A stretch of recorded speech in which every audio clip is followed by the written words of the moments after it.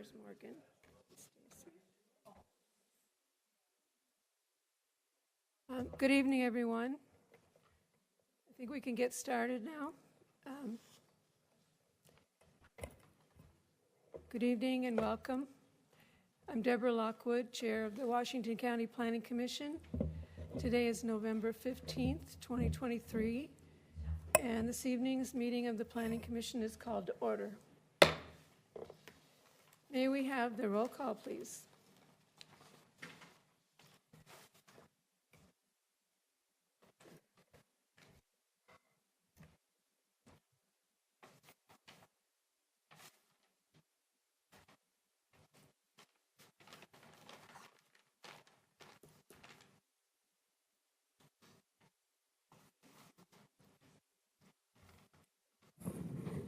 Commissioner Fry, Present. Commissioner Havner, Present. Commissioner Kaiser, Present.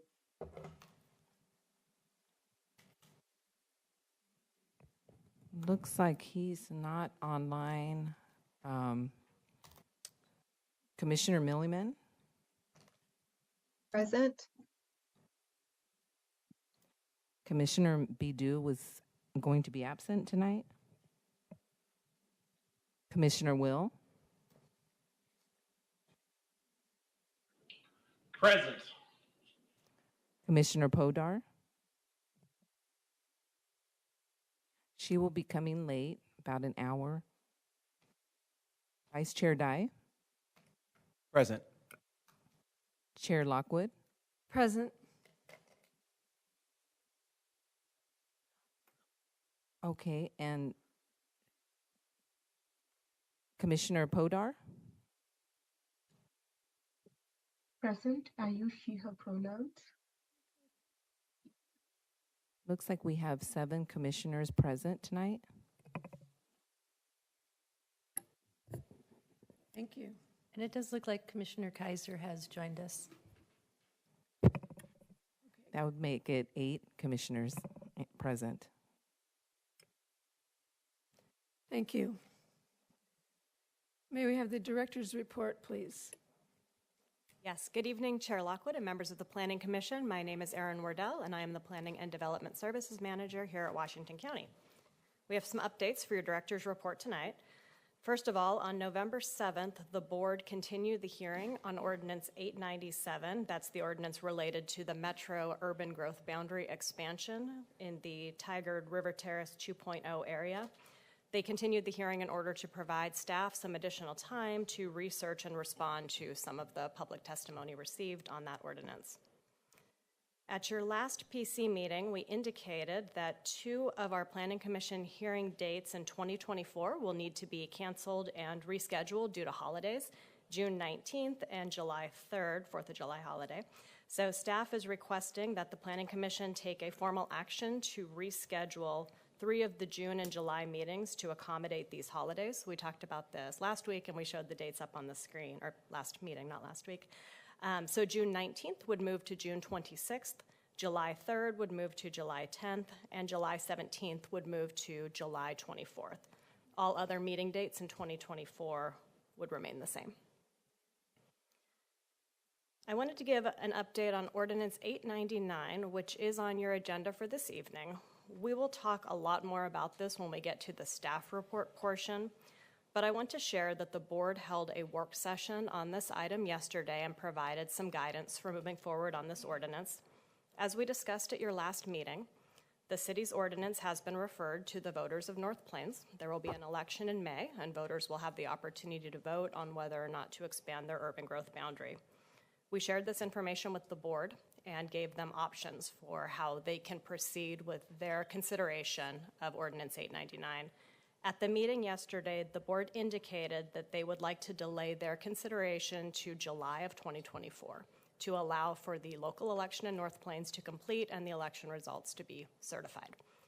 At the same time, the board indicated that the Planning Commission can continue their process and make a recommendation to the board if the Planning Commission chooses to do so, in acknowledgement that your process had already started and you already held 1 public hearing on the matter. So for this evening, You can make a recommendation, or you can continue your hearing to a future date. Again, it's at the pleasure of the Planning Commission when you would like to make that recommendation. And we'll discuss this in more detail and share some options with you during your staff report this evening. A couple of updates then on upcoming Board of Commissioners meetings. On November 28th, the evening meeting, the board will have their first hearing on 899. As I just said, we expect them to continue that to July of 2024, but because we've already noticed and advertised, they have to at least open the public hearing before they can do that.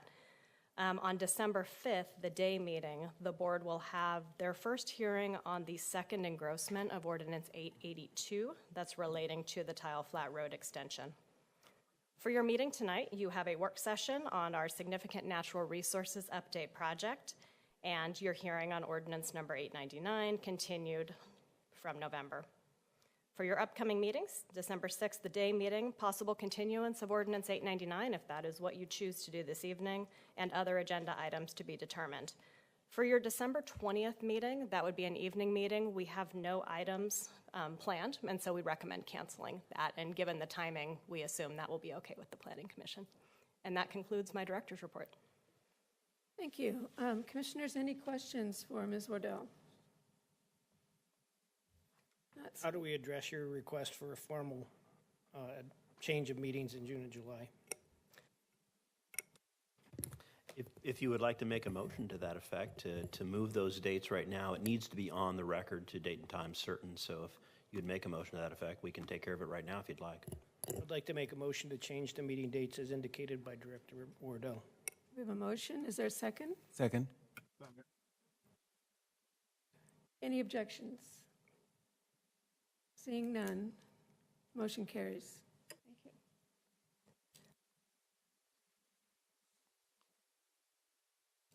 Next item on the agenda is public communication. And we have several people signed up. And I'd like to announce that we are asking for a 3-minute time limit for our speakers tonight.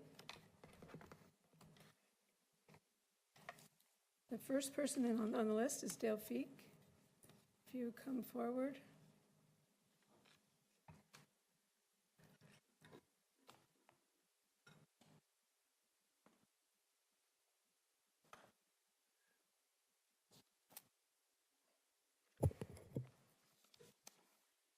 Madam Chair, Lockwood, and Commissioners, I'm Dale Feek, a Washington County resident since 1966. I don't have a prepared speech, but I just want to make comments. I've been following this process quite a while. I went to the North Plains hearing, made public comment there. I was at the work session yesterday when the presentation was made by the county staff to the county commissioners, and I've communicated quite a bit with a lot of different people. My purpose is to persuade you. Are you persuadable? I hope so. We'll see. My wife sometimes wonders whether I'm persuadable, but we'll see about that too. How can I persuade you? One of the things I did yesterday, I got on the web and I recorded what was said yesterday, and I sent it in and got it transcribed. I sent it to Mark Rogaway. He's the business reporter who wrote an article in the business magazine about North Plains and the debate, the eternal debate. Sounds like maybe some of you have read that. And he made a statement such as, are we going to be like, North Plains going to be like Hillsborough? Hillsborough used, I think, the same economic developer in making the recommendations. And so what Intel has done is they built a lot of data centers and used a lot of land, and now they need more land to do stuff and build other things. So, it's got to be, I think Rogaway is really smart on analyzing the big picture. I also think Catherine Harrington is smart, but she's also compassionate. She's really out for homeless people and housing and making sure that people have adequate housing, can afford them. And what's happening now in North Plains, the recommendation, there's no guarantee that there's going to be any affordable housing at all. Once this is approved, they can build single-story, expensive homes for the people from Intel that drive there and want fast access to Intel's Ronald Acre site. So housing for low income really should be considered in this. And Catherine Harrington the staff presented 3 options for them. Option 1, option 2, option 3. And Harrington, in her statement, said, I want option 3. Postpone this until the vote is taken on the petition that's been filed by the residents in North Plains. That's what she wanted. Now, she didn't win, but she has a big picture of things. She sees the whole county. She's a former Metro person. She understands the big picture. So and that's what she wanted, but they got option 2, which is they are going to wait until they make the decision until after the vote, and I'm encouraging you to do the same and not vote to have it continue to postpone. Thank you for listening. Thank you.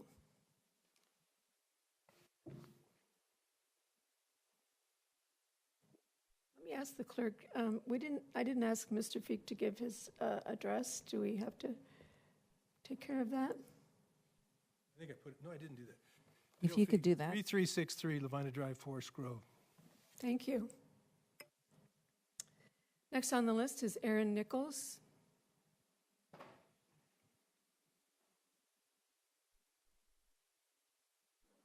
Chair Lockwood, may I ask a question? Who is addressing me? Oh, sure. Hi, Commissioner Morgan. Yeah. Commissioner Will, go ahead. Thank you. I just wanted for clarification for fairness and efficiency to the audience. Is this public comment period right now for items not on the agenda? Let's ask council to explain the situation, please. You bet. So this item that has been commented on by the first commenter is in fact on your agenda. However, the public hearing has been closed. The Planning Commission closed that public hearing at its last meeting. So that agenda item is not available for public comment this evening, and so therefore people can speak during the public communication portion. It is possible, should your Planning Commission desire to do so, to reopen that public hearing. You'd need a motion and a second and a vote to do so, and we could move what you're hearing now to later in the agenda if you do want to formally reopen the public hearing. Since this is, in my opinion, a legislative ordinance, you can do it either way, whatever works best for you. We thought we had heard that there might be 1 or 2 folks that might want to speak to this, so this would be convenient. But if you want to kick this down to item E by reopening the public hearing, then you could essentially direct folks that want to talk now to talk then, if that makes sense. So, Chair Lockwood, you're usually really good at reminding speakers who speak during this portion to save their comments to the agenda item portion, but I do recall that the public period was closed, and so I would want to suggest that if you do want to make sure this stays reserved for those people who have come with topics that are not on the agenda, so they can get those out now. Anybody who wants to speak to the agenda item could wait until we're on that agenda item and wait and see if we decide to reopen the hearing or not. So we keep everything in order. That's what I would suggest. That's kind of the way you've done it in the past. I just wanted to bring that up. Commissioner Podar. Thank you, Chair. I have another question. If we do decide, I think there may be a problem. If we open the public hearing, would that constitute the second public hearing that's a requirement for this ordinance? Because I have seen the comments, what happened at the meeting yesterday, and it is not good. It is actually devaluing the Planning Commission entirely and our time and effort that we've put in, and devaluing the time and effort of the community. So I wonder if we were to open it, would it qualify as that second public hearing, thus after that eliminating all of us from this process of actually making us proper recommendation to our Board of Commissioners? Could somebody please clarify that? I think that would go to me, Madam Chair. So there's not a second public hearing required for this ordinance at the Planning Commission level. So the Planning Commission did vote to continue this matter to this date and time certain. So this would really be reopening the public hearing that you held before to accept more testimony, to accept more evidence as presented, should you wish to do that. And in order to do that, I would recommend there be a motion and a second to do that, and then you could move everyone that wants to speak to this down to item E. Okay. Commissioner Milliman. If we Oh, I'm reopen sorry. What does she need? I'm sorry, I was telling the chair that Commissioner Podar seemed to have a clarifying question she wanted to ask legal counsel, Thank so you. I want to make sure that happened before. Right. Sorry, Commissioner Potter. No problem. Thank you. I wanted to again clarify. I don't understand all of the laws, but I know that when an ordinance needs to be recommended, please correct me, that there are 2 public hearings that PC is minimum requirement, 2 PC. So if we opened it, would that still be a continuation of the first one, or would it be second one? I just wanted to make that clear. I couldn't get that. I'm sure I'll try to restate that again. 2 hearings aren't required before the Planning Commission. In certain cases, multiple hearings are required before the Board of County Commissioners, particularly with regard to engrossment. But we're not talking about that in this matter here. Neither of those things apply. So this would be reopening the public hearing that you previously closed in the same matter that is now before you, that was before you, 2 weeks ago.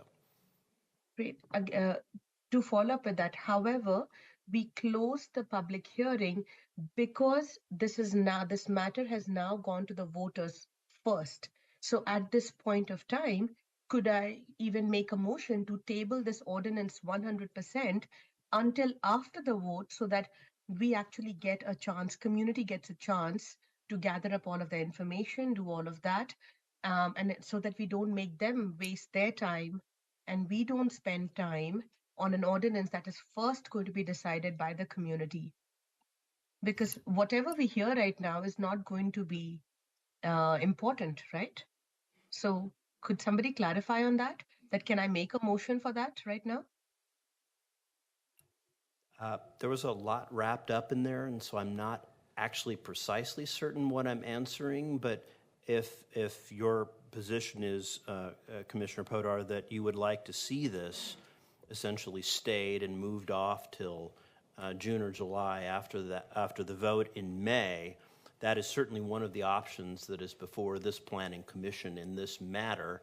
I think you'll get to it when you get to item E, and that will be one of the number of options that I believe our planning director will present to you as one of the options. So, but we're here at item B, just trying to figure out whether or not to direct the folks that want to talk about item E to item E, or if we want them just to stay there at item B. Thank you. I have a concern. This meeting was advertised as a public hearing with no further testimony, and so I'm a little bit concerned that there's quite a fewer people in the audience or maybe online that said, well, they're not going to listen to me anyway, so I'm not going to go. I don't know if that would properly serve our community by opening the hearing again. And Commissioner, I certainly hear that argument. I'm just letting you know you have these options. I'm not going to try to weigh those for you. I'm sorry, and just to clarify, Commissioner Podar made one of her questions was, can she make a motion for staying? And I don't think you clearly answered that question for her. Yes, and I'll see if I can answer that clearer now. I believe she can make such a motion because that is one of the options that will be presented, but not until we get to item E. Thank you. Commissioner Milliman, thank you for patiently waiting. Yeah, I have a couple questions, just sort of clarifying procedure. So I'm interested in the folks that took the time to be here and that want to speak. If they speak now, that is a separate item than the testimony for Article 899, right? It doesn't get put in with that group of information. That is essentially correct. It would essentially constitute what I would characterize as argument rather than testimony. That may be a fine point, especially in a legislative matter where that fine point is kind of murky, but that would be the gist of it. So yes, would be the answer to your question. And if we reopen public testimony this evening, could we continue the public testimony to a date that we advertise for folks that Commissioner Habener mentioned that didn't attend or didn't consider this an opportunity? Indeed, you could. Our rules for your planning commission allow you to move that forward, but you would have to pick a date and time certain in order to do that. Okay. Motion to reopen public comment on 899. If I could just clarify, a friendly amendment maybe, a motion to reopen the public hearing, which would be public commenting included, but could also be written testimony. It could be a variety. Could you further clarify, because I just heard you say that it had to be a date and time certain, and what I heard from Commissioner Milliman did not include that. Oh. So what I was speaking to would be, I believe, the hypothetical from Commissioner Milliman would be you reopen the public hearing now, you hear from anybody who wants to talk to you now, but then you also continue the hearing after that for another opportunity for public hearing and comment to another date and time certain. Commissioner Milliman, am I getting that correct? That is entirely the purpose, yes. Okay. So I read your motion as being step one of that, to reopen the hearing. It would be another motion after you're done hearing what you're done hearing if you want to keep it open even longer. Yes, thank you for clarifying. I intend to make that motion, but I think it's later. And can I make that motion now to open it and to make a motion to continue it? Well, so we're not to item E yet. So we're in kind of this weird cart before the horse situation. If I could make a recommendation to you rather than just advice, I would confine what you're doing here in item B to just a motion to reopen the public hearing. Therefore, you can tell this wonderful gentleman, who I don't know, who's been sitting here patiently for 5 minutes, that unfortunately you'll have to step down and come back when we get to item E. And so that would be a decision that I would suggest you make now, so people can know whether they should testify right now or speak right now or at item E, if that makes sense. Okay. And is there a scenario where we don't reopen public hearing now, but we reopen it for a date in the future, just because I'm a what-if person? Yes, I could think of a hypothetical where you might do that. We get to item E. You haven't done anything now. You decide that you, in fact, want to provide another opportunity for public comment and input, and you essentially move the item to a date and time certain. I would want you to do it to a date and time certain, because otherwise we have to renotice everything again. Sure. Okay, well then I'm going to stick with my motion to reopen the public hearing on Ordinance 899 this evening.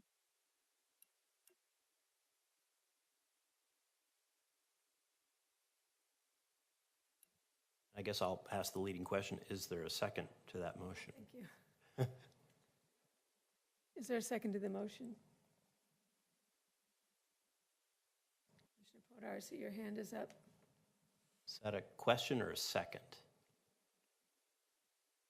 I don't see a second. Then that motion fails. Thank you. So at this point, we would proceed with our public communication. And I think this Mr. gentleman Nichols. is now up. Could you state your name and address, please? Thank you. Chair Lockwood, members of the Planning Commission, my name is Aaron Nichols. I live and farm on Jackson Quarry Road, 11,000 Northwest Jackson Quarry Road, east of North Plains and north of Hillsborough. I want to take a little of your time today to talk about the different visions of inclusion and outreach that are presented here by the City of North Plains and by the groups and individuals opposed to the larger urban growth boundary expansion. I think the city made their position pretty clear in the letter yesterday from the mayor. Excuse me, could you be a little bit louder? Yes, sorry. I think the city made their position pretty clear in the letter yesterday from the mayor and the council president to the county commissioners. They see anyone who's opposed and lacks representation inside the boundaries of North Plains as outside meddlers. Those inside the city who oppose the unprecedented growth are either puppets or simple and easily fooled citizens who don't know what's best for them. It's noteworthy that not on this list of outside meddlers are landowners who live far from North Plains but stand to make millions of dollars on the sale of their land, professional consultants working to bring land for their clients, out-of-state house building companies that seem to be buying up land in the future expansion area. They're all welcome as long as they support the city. The city clearly is open to outside interests. What they're stung by and not open to is criticism. The city feels that those in and close to power and those with money to find their way into the rooms are the ones with the right to determine the facts and make the decisions. The requirement for inclusion is power. And a public process simply means that the deciders make their decisions in public. I and the group I'm part of, Friends of North Plains Smart Growth, have a different understanding of what a public process looks like. The standard for inclusion should not be political power within the city, but rather should proactively include those who will be affected and live with the ordinance in the urban expansion. A public process should first invite people in the area and residents of the city in, listen to their concerns, adapt the plan as new information is learned, should take advantage of the experts on land use and agriculture readily available at the state, OSU, and other institutions, should consider and value both supportive and opposed testimony and seek to address as many concerns as possible.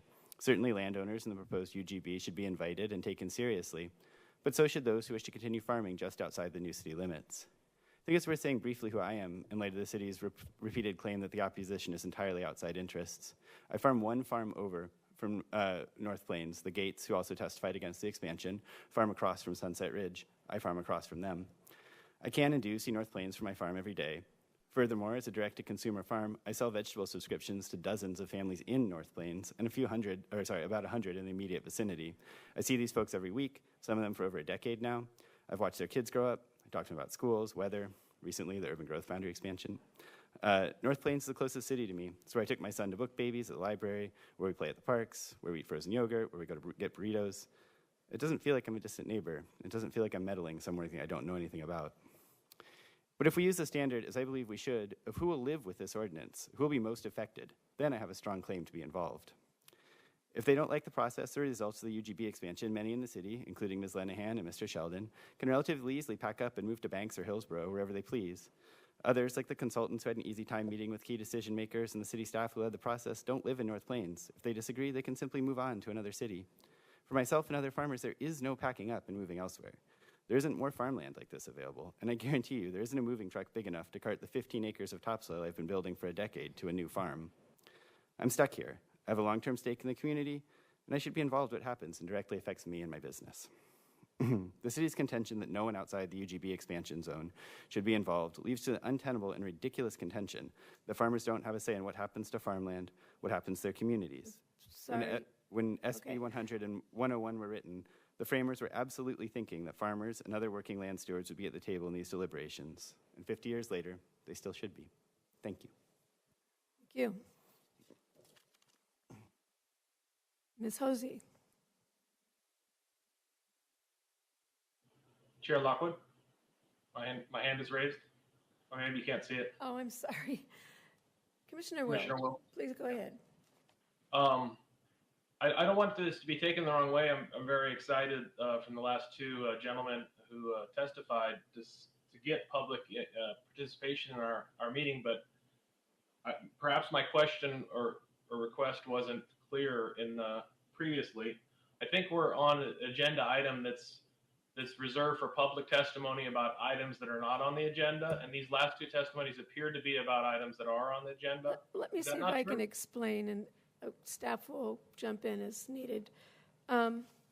We closed the public hearing at our last meeting. Right. There's still public interest in addressing us. So the way to facilitate that was to allow people to speak about the North Plains UGB expansion in the public communication portion of the meeting. with, we just went through the question of should we reopen, and that failed. That didn't pass. So would you want to add anything, Mr. Bovet? Well, maybe I could ask a question of you, Chair Lockwood, because I think it's your discretion, unless Mr. Bovet says otherwise, to let somebody testify.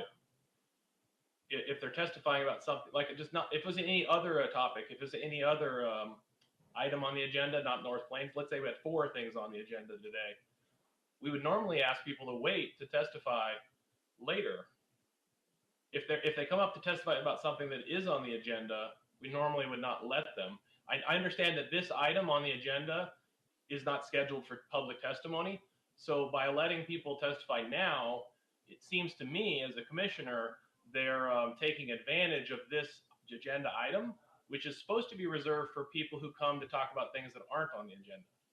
So I have a problem with them testifying about things that are on the agenda. It seems to be they're abusing the process. That's my concern. Okay, we've got several people, I think, who want to comment. I think Commissioner Milliman was first with her hand up.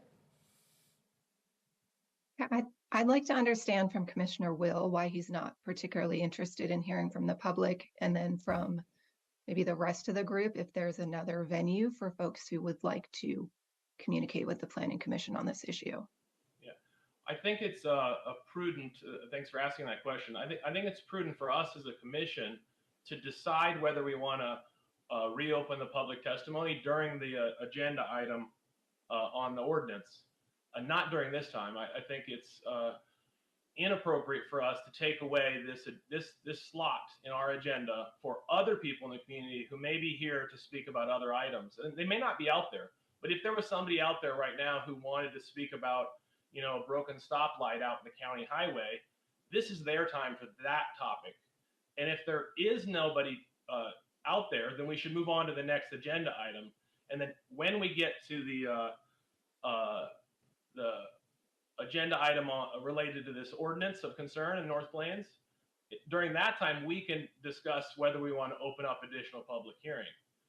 So my concern isn't that I don't want to hear testimony on this ordinance, or that I don't think there should be further testimony. That's not my point at this time. My point at this time is this slot on the agenda is being usurped, and I think we as a commission should, out of respect for the process, not allow that. I think Commissioner Podar was next. Thank you, Chair. I would first like to,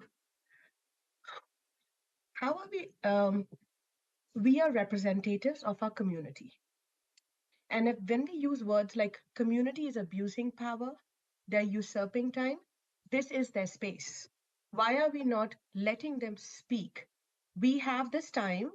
They are here. We closed the public session. We voted down against opening the public hearing. If people want to take their 3 minutes and they have made the effort of coming here and sharing whatever grievance they have or concern they have, which is such a huge thing for them right now, are we going to sit here and talk about light bulbs when people's lives, livelihood, their entire, our soil, our water, everything is at stake? Why don't we just let people talk? But rather that we're using words like community is abusing, this is their time. If we don't want to be here, we don't want to listen, we can leave the commission. But I'm strongly objecting against using these kind of words against community, because I am that community member. And I would, if I was there in that audience right now, and my commissioners were talking like that about me, that I'm abusing power, usurping power, then they can leave. That's what I would tell them. So the same way I'm applying that to me, myself as a commissioner right now, and saying, how are we allowing this to be said about our community? We represent them. We are taking their voices to our board of commissioners whom we elected. So we have to sit here for 5 hours and listen to the same thing over and over again if we must. So what can I do to make a motion? Can we just let the community speak without interrupting? One personal privilege. Go ahead, Commissioner Kaiser. Commissioner Podart, first of all, what Commissioner Morgan-Will is suggesting is that we follow the agenda that was set forth. He's suggesting that we as commissioners do our job properly and not and make the decision to get that on the record in the right place by having it at agenda item E. He is not suggesting that these people go home. He's also not suggesting that they shouldn't be able to speak. We've already had a public hearing that lasted hours, and the last individual who just testified during that public hearing. So it's not that people aren't getting the opportunity to speak. Another thing I want to point out, we are not elected officials, we're appointed officials. You were appointed, just like I was. Okay? We were not elected by these people. We were appointed to be here to listen, and we've done that through our public hearing already. I actually, Commissioner Milliman's approach and request to open the public hearing, the only reason I didn't second it is just because it came at the inappropriate time. That is it. I would have seconded it for a vote if it had come at the right time. It just was made at the wrong time. Procedurally speaking, what you're talking about is incorrect. And that's what Commissioner Morgan-Will is trying to point out, and city staff or county staff should be saying as well. It's incredibly frustrating to sit here and watch you talk down to Mr. Will about what his responsibilities are when all he's trying to do is follow the agenda. That's it. Commissioner Kaiser, what would your suggestion be? My suggestion would be this. As far as we've got several people signed up to talk in public communication, and they might be talking about North Plains. I don't know. My suggestion would be this. You allow this time period is always supposed to be for non-agenda items. You allow anybody who has that to make their statement. Then when we get to item E, I'm certainly willing to second a motion. I would have seconded Commissioner Milliman's motion to reopen the public hearing if that's what she wants. I'm not saying, hey, don't get all that excited, because I'm not saying I'm going to vote yes for it. I'm saying I'm seconding it. But I am saying that I would definitely give you the opportunity to have that. Okay? My point here is, this is not about somebody trying to stop other people from having their testimony. It's about doing it the way you're supposed to do it according to the rules. Just a point of personal privilege. I'd love to take some of the cold air in this room and transfer it to the people on the screen, because I certainly see that this is getting a little bit warmer than I would like for our commission to be. And I know that we have always been collegial to each other, and we've been very thoughtful about how we interact and operate, and I don't want that to stop this evening, because we are a great commission, and I just want to remind everyone that we can still be. And so if we can just take a moment to just kind of step back and maybe just rethink one more time before we say something else that may be a little bit harmful to the listener, I would appreciate that as vice chair and as member of this commission to do so. But on another serious point of personal privilege, my feet are freezing. Can there not be heat in this building somewhere? I'm going to have to go outside and get another coat. It is cold to me in here.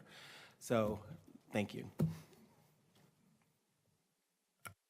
Mr. Milliman.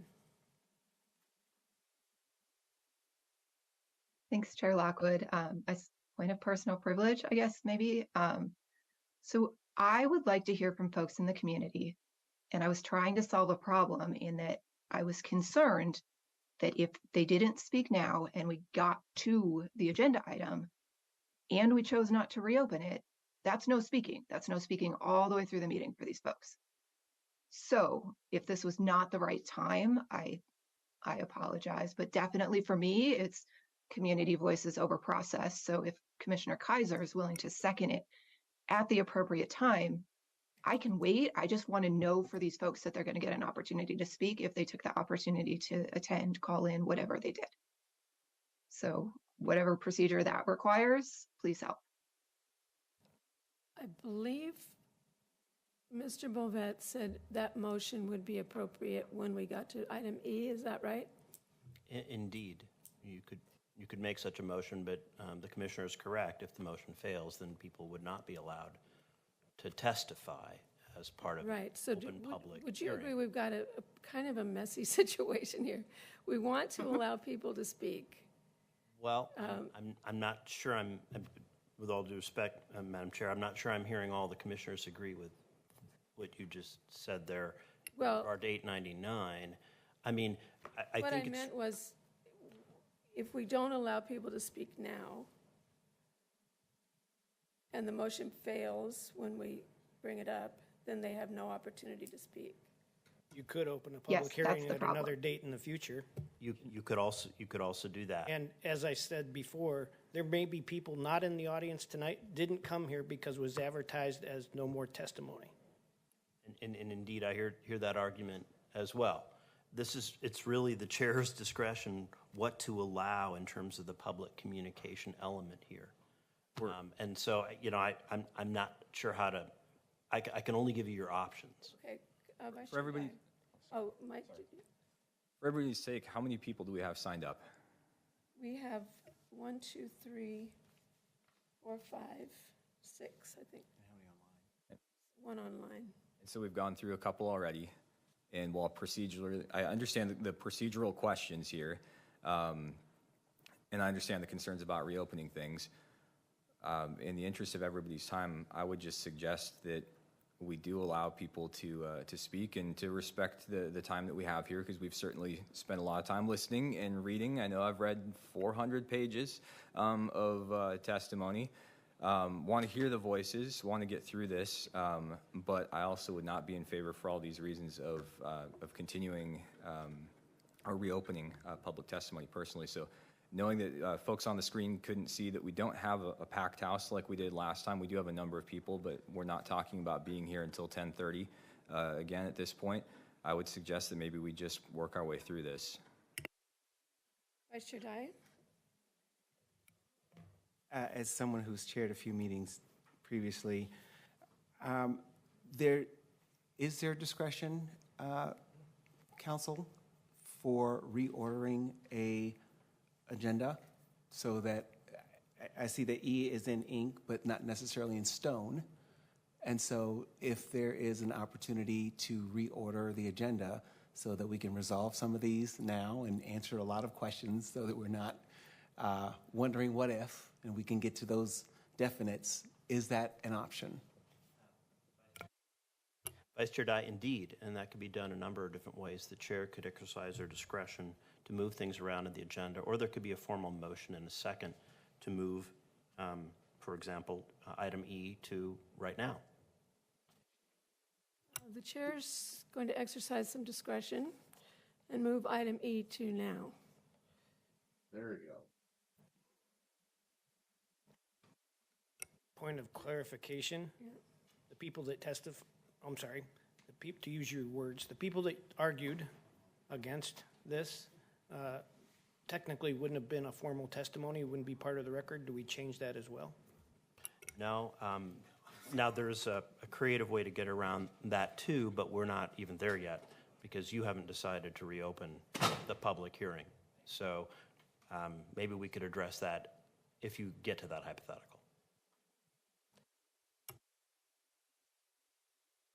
Do we have public testimony that we would need to get out of the way? That sounds wrong. That we would need to address now that wouldn't be addressed by moving the agenda item? Is that appropriate? No, it just moves down the agenda. Yeah, so we're on item E now. The public hearing has been closed. I don't know if there's going to be a motion to reopen the public hearing and allow further oral testimony or not. If there isn't, then what you have left in front of you for item E is deliberation and discussion and decision. Oh, sorry, I was reminded. And a staff report. How does this affect the people who've already testified? In terms of how it affects them, they haven't testified in this matter. The public hearing is closed. They've made comments to you during a public comment period, just like, quite frankly, anyone on the street could make a public comment to you about anything under the sun. But it's not testimony in this matter because the public hearing has already been closed. Right, which gets me to the point that was being whispered, which is if you want to take the testimony, the comments that you've already heard or any other testimony, you would need to reopen the public hearing. But I'm not certain I'm feeling a majority of you are there. But There's two questions. I'm answering a lot of questions in the hypothetical, in other words, and I'm very uncomfortable continuing to do so. Okay. I was looking at council rather than the screen, so I don't know who was first to speak, or first to have their Commissioner hand up. Milliman. Commissioner Will? Okay. Milliman. Milliman. Commissioner Milliman. Thank you. I have two things. If we're on agenda item E now, do we then go back to A next? I think you meant B. Certainly the... Sure. Yeah, Oh, I meant C. B. The, Yeah, the item 3 C. minutes where you talk about not agenda things. Yeah, presuming that people will still be around and want to talk to the commission after you're done with this item. Again, it's a hypothetical. I don't know. Well, less so because it's the agenda, right? It goes E and now B. Yeah, But in any case, motion to reopen the public testimony on item 899. Second. Thank you. Commissioner Kaiser, I didn't quite hear what you said. I'm sorry. Second. Thank you. It's been moved and seconded to reopen the public hearing. Discussion? Commissioner Will, I don't know if you want to speak on this or something else. You're muted. Yes, I think the question I was going to ask is fine to be asked after the motion. It's related. Had we not got off track and arrived at agenda item E in normal fashion, may I ask, was there going to be a staff report and recommendations for next steps by the staff? Yes. That might be pertinent to hear prior to the motion being considered? And if so, perhaps Commissioner Milliman would accept my request to withdraw the motion until we hear the staff report first and then get to that point, because it might inform the decision in the vote. No, and I'm going to motion again if we have to sit through, like, these people are here. I would like to hear from them. I do understand there's a staff report, but the community folks they're here, they're ready. Should we, I guess we can all sit through the staff report. How long is it? Do we want to hear the staff report first, regardless of the outcome of the motion? Or does that matter? It's a question. Like, are we going to go straight to testimony, or are we going to do a staff report and then testimony? I guess that helps me to consider the motion. So point of order, the order would be for the staff report, planning commission questions, and then if you do determine to reopen the hearing, then the hearing. So you could Perfect. probably That vote. sounds great. Sorry for interrupting. Let's move this along. So we have a motion and a second on the table. At some point in time, you're going to need to call the question, Chair, unless the motion and the second are withdrawn. Okay. Is there discussion of this motion and second? No discussion. I think we should reopen the public hearing because I think it's important to hear from the public. I would just add, as the individual who seconded it, I'm all for hearing from the public again, as long as we're not hearing the same testimony from the same individual again, is all I would proffer. But I don't know that we can do anything about that at this point because, frankly, I don't know everybody's testimony. So it just would be nice to keep it to the stuff that's relevant to the topic is all. It's been moved and seconded that we reopen the public hearing on Ordinance 899. Shall we? Commissioner Podar has a question. Oh, Commissioner Podar. Thank you. So when we talk about opening the public testimony, since this referendum ordinance has gone to the voters and it has to be voted on. What are we, I made my notes. So are we going to have to redo all of this work after the May ballot again? So are we going to have all of the public testimonies again? Are we going to read through all of the information letters again? Are we going to make the community write in all over again? And after the May vote, how will this go?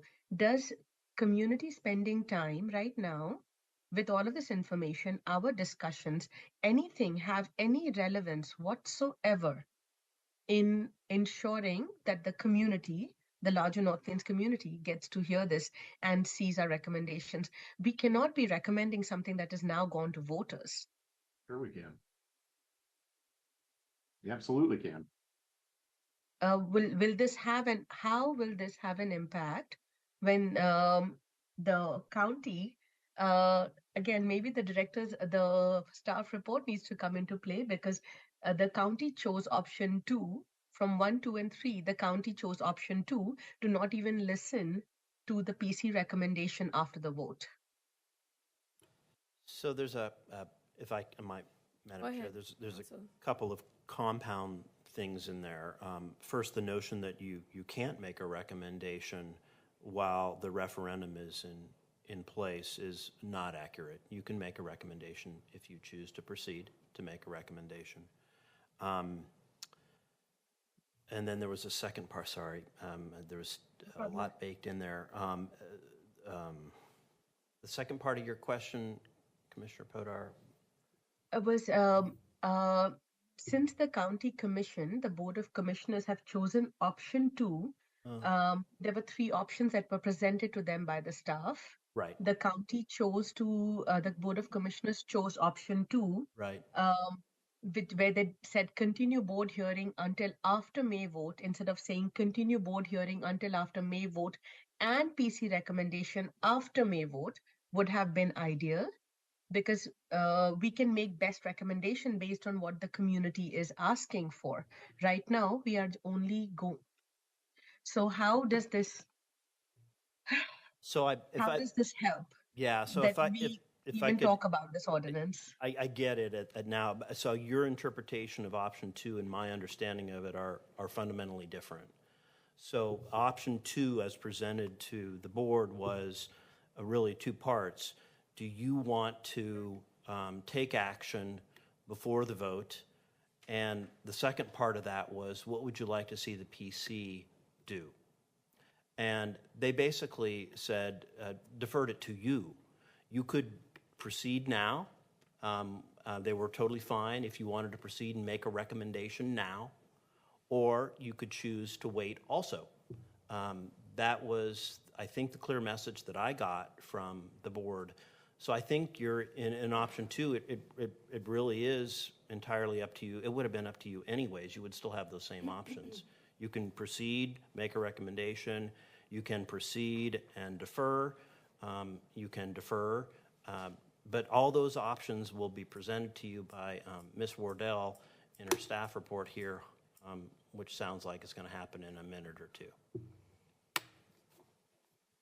So in order, could we make a second motion? I know Commissioner Milliman's request is already on the table. So do we have a second that can I now request for tabling this ordinance for now until after the May vote right now, or do I still wait? Well, I mean, that's up to you, but right now we actually do have a motion and a second on the table. We're in discussion of the motion to reopen the public hearing. We haven't taken a roll call vote because we're still in that discussion. Right. So at some point in time, you'll need to take. I think we should stick with discussing this motion rather than bring up another item.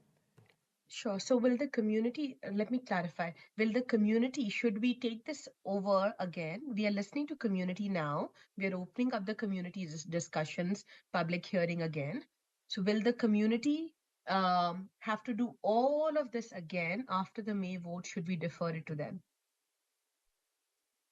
I'm not really even sure how to answer that Okay. hypothetical because it assumes that you've reopened the public hearing and you haven't done that yet. So Okay. I'm not even Awesome. sure. Thank you. I'm not sure how to answer it. Okay. Commissioner Will. This is discussion of the motion, correct? Thank you. Yes, thank you, Chair Lockwood. I really think it's important that we as commissioners, before we vote, try to express what we think about the motion or the outcome, to kind of explain a little bit why we're voting the way we do. And I just want to say that I'm going to vote no on this motion because I feel it's out of order and context. I would prefer to have heard the staff report first. And so I also feel that there was some consideration for the likelihood that this whole process might be moot if the referendum is passed and voted on and is passed. And so when we finished our last planning commission meeting, it was my understanding that one of the reasons to continue the hearing, even though we'd closed the public hearing for comment, but to continue the hearing for deliberation because we wanted to wait to see what happened. We haven't got that yet. So to reopen the public hearing as proposed by this motion and to take further testimony, I think is not an efficient use of the commission's time because it's possible that after hearing the staff report and after taking a vote to either further continue the hearing or move to make a decision now, that it will be a waste of time to hear testimony on an item we're just going to continue. It would be more prudent to reopen the hearing in the future if we decide to extend it. So I think it's out of order in my opinion. So that's why I want to vote no. Commissioner Milliman was next. That's neat. I would like to hear from the public, and I would like to hear from them today. So whatever that needs to look like is how I would like to proceed. And I'm very interested in making it part of the public hearing because it's then attaches itself to the actual ordinance. I do think this is going to get continued. I think there will be other opportunities for people to speak. I think there are people that are here to speak now, and I would like to give them the opportunity. Commissioner Kaiser. To Commissioner Will's point, I'm obviously a fan of procedure and believe we should do this the right way. I would like to hear the staff report. Having said that, the other side of this is I do agree with what Commissioner Milliman is saying, which is, look, if people are going to give testimony during the public comment period, we might as well get it on the record. That was my whole point. Is it's, if you're going to give testimony, I'd rather they have it during in the record on the correct area than in the public comment section. And so that's why I've seconded the motion. I don't think it's illogical or wrong. In fact, I think it's prudent and correct for us to hear the staff report and then move to that. But the motion is what it is currently. And I've seconded and I support that part of it. I would be more likely to vote yes to open the hearing if we actually heard the staff report first.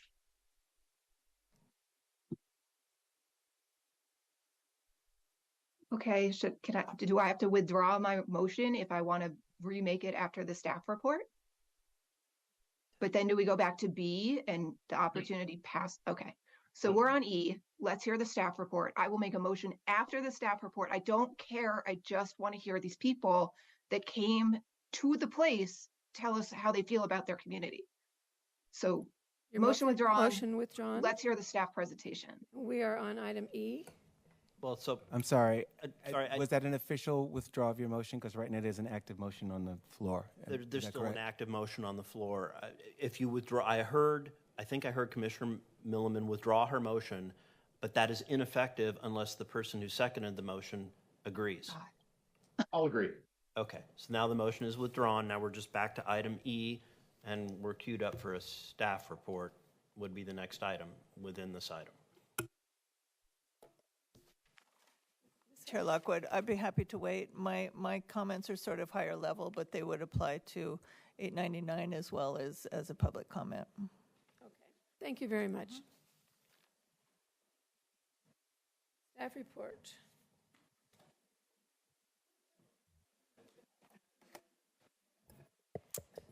Good evening, Chair Lockwood and Commissioners. I'm Teresa Cherniak, Principal Planner with Community Planning, and with me is Todd Borkowitz, Senior Planner in Community Planning, and Todd will give the presentation.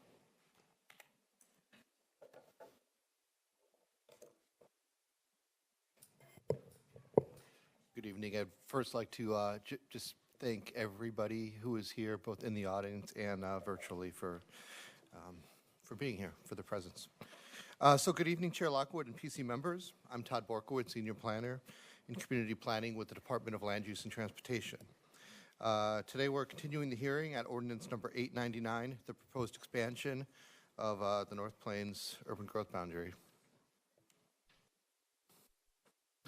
So as a quick refresher, North Plains has its own UGB that is distinct from the Metro UGB. North Plains UGB expansion, like that of Banks and Gaston, is governed solely by state rules.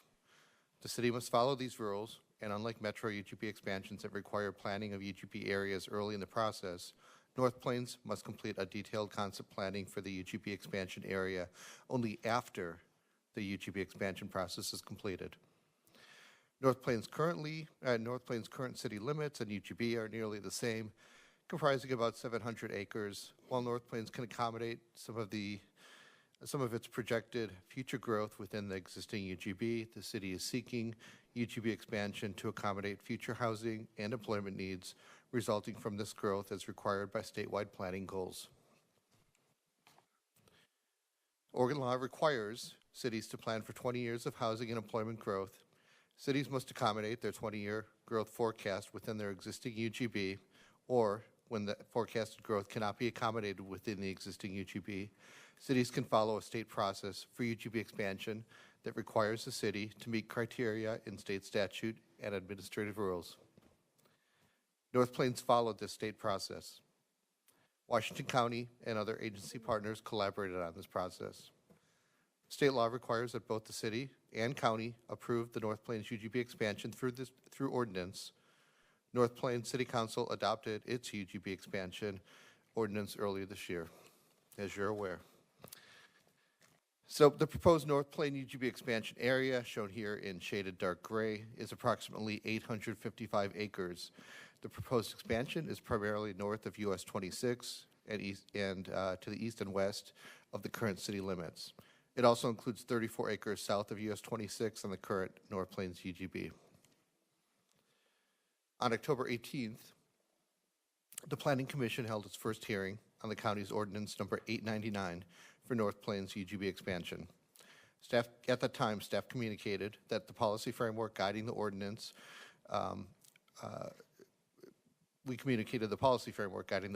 primarily statewide planning goal 14. That we communicated that the city had cooperated with the county and demonstrated its land need, that we communicated the state's criteria for UGB expansions outside of Metro, and the meticulous steps that the city followed to meet that criteria. And we communicated newly learned information out of our referendum petition opposing the city's UGB expansion ordinance. As you may recall, representatives from the city, including Mayor Terry Lenahan, communicated their vision for the UGB expansion and answered Planning Commission questions. By the time the hearing on Ordinance 899 was closed, the Planning Commission received written testimony from 67 parties and heard oral testimony from 36 individuals. The Planning Commission, as you're aware, then voted to close the public testimony portion of the hearing and continue the deliberations until today. So, as we shared in the October 18th Planning Commission meeting, community feedback generally included the following topics. Since the public hearing was closed, staff received over 20 additional letters regarding ordinance number 899. Staff shared all written feedback received through noon today with the Planning Commission members via email. Just prior to the October 18th hearing, staff learned of the filed referendum on the city's UGB expansion ordinance. 2 days after the hearing, staff received confirmation that an adequate number of signatures from North Plain electors were received to place the item on the ballot. This action means that the city's ordinance is essentially nullified until North Plains voters decide the matter in the May 2024 primary election. Given this, the Board of Commissioners held a late work session yesterday to consider options for moving forward.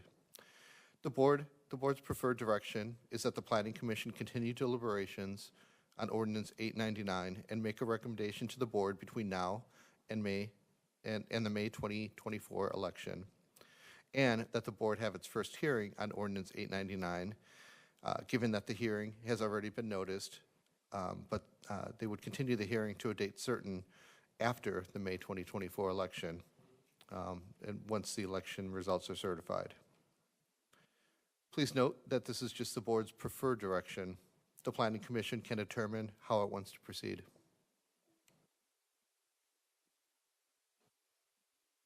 I will now provide a short recap of the criteria to apply the UGB expansion ordinance to assist with your deliberations. So all of this is covered in detail in the staff report that was for the Planning Commission's October 18th meeting. I will focus now just on the most critical items. So the need for this ordinance is codified in regional and county policy framework. The framework includes state policy, most notably statewide planning goal 14, urbanization, and other statewide planning goals, statutes, and administrative rules, and also county comprehensive plan elements, including those listed above. Statewide Planning Goal 14 forms the foundation for UGB expansions in Oregon. Its intent is to provide for an orderly and efficient transition from rural to urban land use to accommodate urban population and urban employment inside growth boundaries to ensure efficient use of land and to provide livable communities. The goal includes the first of the state's criteria North Plains considered for UGB expansion. These include cooperating with agency partners like Washington County and demonstrating a 20-year land need for employment and residential uses. As we shared, the city worked closely with the county throughout the process, and I will now highlight how the city demonstrated its land need. So these three analysis documents, the economic opportunities analysis, the housing needs analysis, and land use efficiency measures together informed the size of the proposed North Plains UGB expansion and were the basis for the city's urban growth boundary expansion report. The city's economic opportunities analysis identified a need for 687.8 acres of employment land over the next 20 years. While some testimony questioned the state's process the city followed to determine this number, the economic opportunities analysis is now a state-acknowledged document that cannot be appealed. The city's updated housing needs analysis identified a need for 1,348 dwelling units over the next 20 years. The city determined some of these units could be accommodated within the existing UGB, but the majority could only be accommodated through UGB expansion. To accommodate these dwelling units, the city determined that 167.4 acres of residential land was needed. Combined, the city identified a need for an additional 855.2 acres of land to meet its housing and employment needs for the next 20 years. The city established a study area based on state requirements, then evaluated the land within that study area based on the state's criteria. The city's evaluation concluded that, one, there is only limited priority 1 land and no priority 2 lands, so the city moved on to considering priority 3 lands. The study area has no priority 3 lands defined as predominantly low-value farmland. The remainder of available land for UGB expansion, therefore, is predominantly high-value farmland containing prime or unique soils. Priority 1 lands. For priority 1 lands, the study area did not contain any urban reserve lands.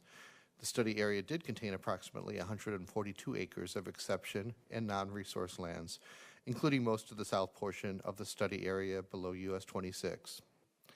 Only 34 acres, however, are available for inclusion in the UGB due to the exclusion of the Sunset Airstrip and the residential subdivision surrounding it.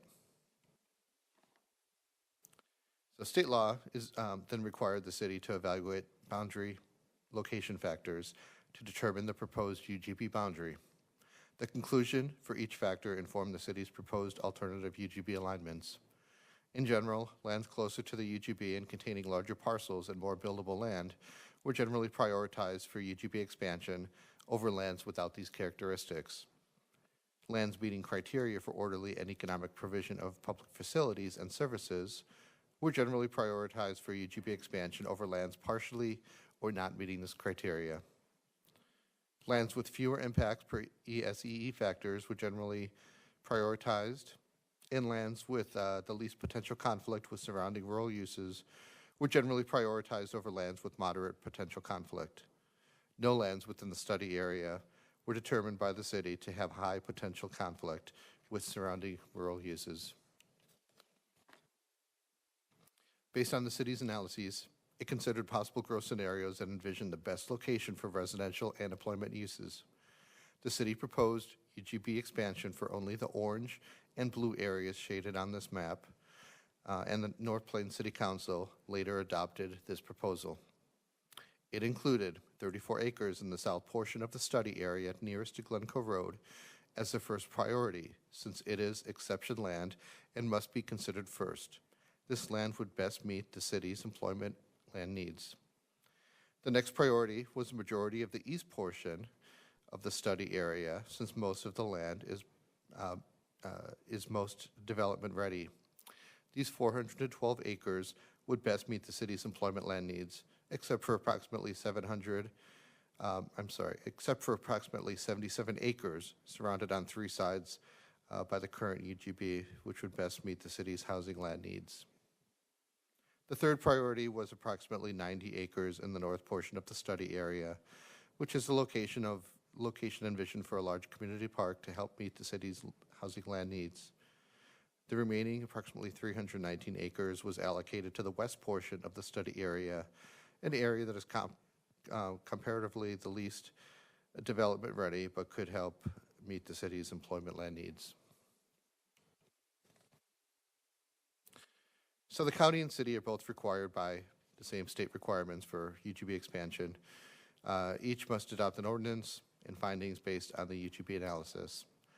Findings for consistency with statewide planning goals are not required by the state goal for statewide planning goal 3, which is agricultural lands, for statewide planning goal 4, forest lands, and they are limited for goal 12, which is transportation.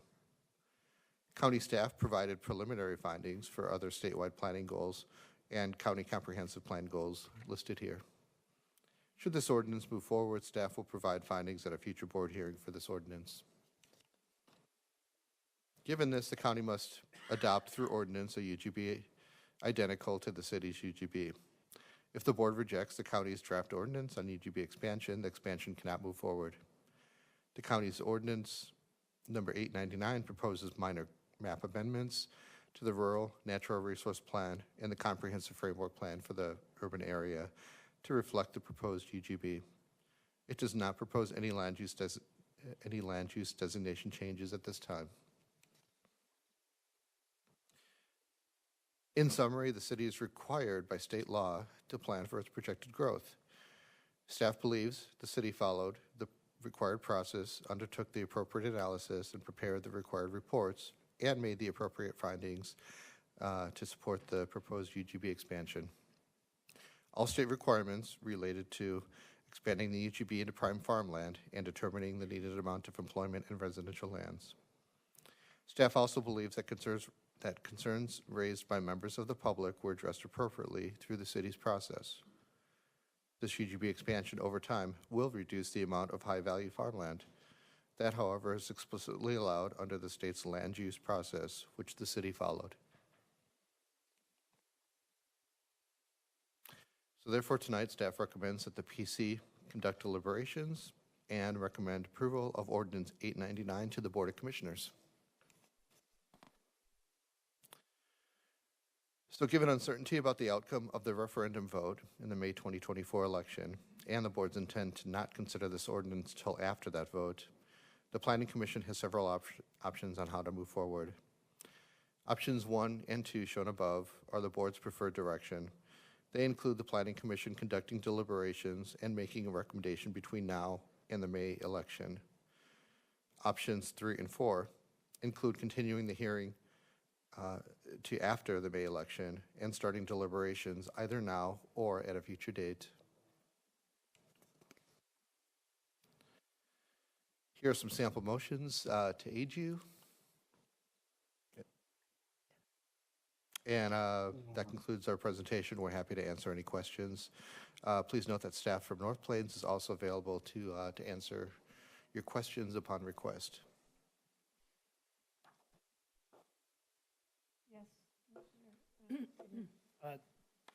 This might go to you, Todd, or to the city. Can you tell me the reasoning or the qualifications why the airstrip was excluded? I'm going to bounce that one to the city. Perhaps we can come back to that in a moment if they're invited up here. Thank you. Commissioner Will. I have a question staff may have in their head or in their papers in front of them, or it might be also a question for the city. I saw there was 167.4 acres of residential lands, designated lands intended. I didn't catch the number of dwelling units that was anticipated for that many acres in the land needs analysis. I actually don't have that information in front of me, Teresa. Yeah, so you did Oh, have I'm it sorry. in there. Yeah, so it's 1,348 units Okay. on the 167 acres. And so maybe just a clarification, I remember some discussion from the previous staff report about how following the expansion, if it was to be approved, that is actually when comprehensive plans would be updated. So is this ratio of 167.4 acres of residential and 687.8 acres of employment fixed with any hypothetical approval of a expansion of the urban growth boundary, or would these ratios change at the time of that comprehensive plan process that would follow any perspective? Commissioner Well, thanks for your question. I'm going to defer that question to the city also. Thank you.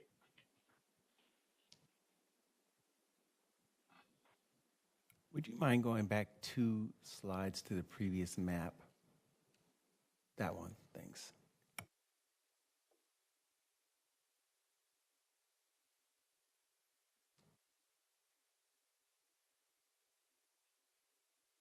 Oh, you? No. Okay. I think Commissioner Kaiser was next. I have questions for city staff, but I'm willing to reserve them until staff comes up there if we have other business to take care of first. I believe Commissioner Will was next. That was Commissioner Milliman. Commissioner Milliman. Is it now? And if it's not now, when am I supposed to motion to reopen the public hearing? Council? We're still apparently in staff report, so maybe as soon as we're done with the staff report, but it sounds like maybe the city folks are going to get called up here pretty quick as well. So either after we're done with the staff report or after the city folks would be my suggestions. But if you I'll wait. Thank you. Yeah.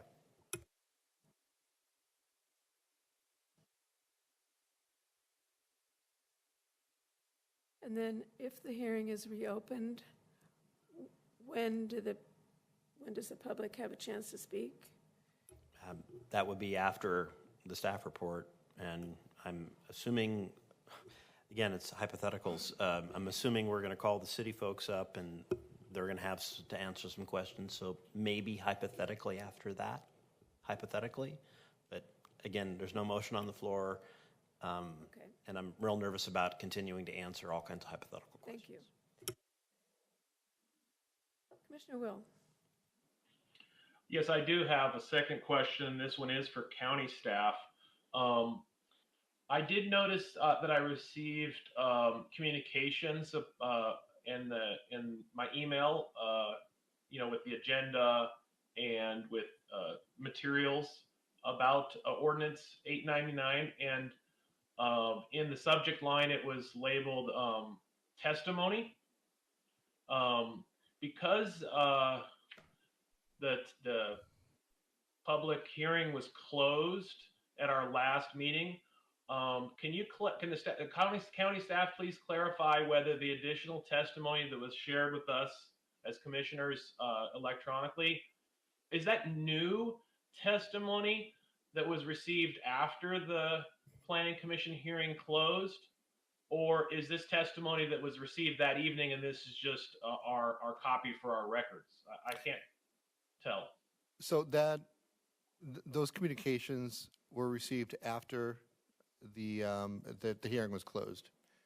So like verbal testimony we heard earlier this evening, written testimony like this that was received after the public hearing was closed is not actually to be considered unless it's admitted by a future motion? So just a little bit of clarification. So a good portion of what you received earlier was what was submitted at the hearing last time, but the second packet was what was received since then. And I don't know if Mr. Bovet can comment on what its status is. I'm happy to comment. And maybe we could step back for just a minute. We're in a legislative hearing.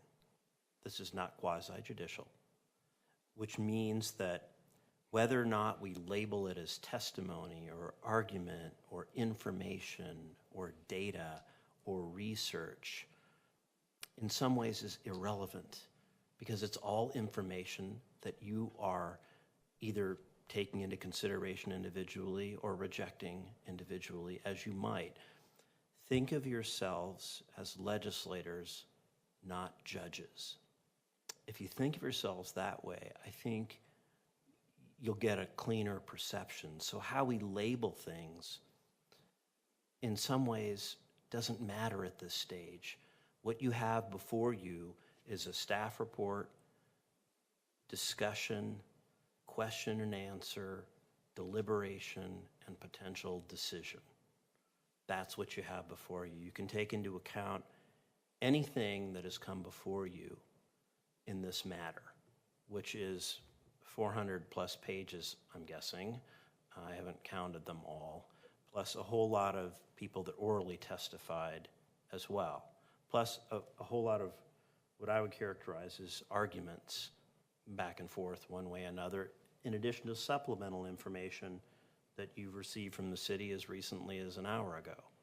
This is all information you take into account in conducting your deliberations and potential decision-making in a legislative matter. I think we're getting really hung up almost treating this like the quasi-judicial hearing that you held at your last meeting, which is very regimented because for all kinds of due process reasons that the courts apply, quasi-judicial standards of due process, and in which I typically advise you think of yourselves like judges, where I become paranoid about what you're receiving, because judges need to be paranoid about what they receive. They can only get it in a certain regimented manner. That is not the case with a legislative hearing, and that's what you're engaged in now. So it seems like to me, if you'd allow me this comment, it seems like we've spent a lot of time on words and characterizing things and categorizing things when really we have a legislative matter before you. You have closed the public hearing, much like the legislature closes public hearings on bills, but continues to consider information that they receive from people. Sometimes legislators in committees call people up, just like these folks are sitting here, just like the city folks. I think they're going to get called up here in about 2 minutes, and they're going to answer a whole lot of questions. That's all fine in a legislative process.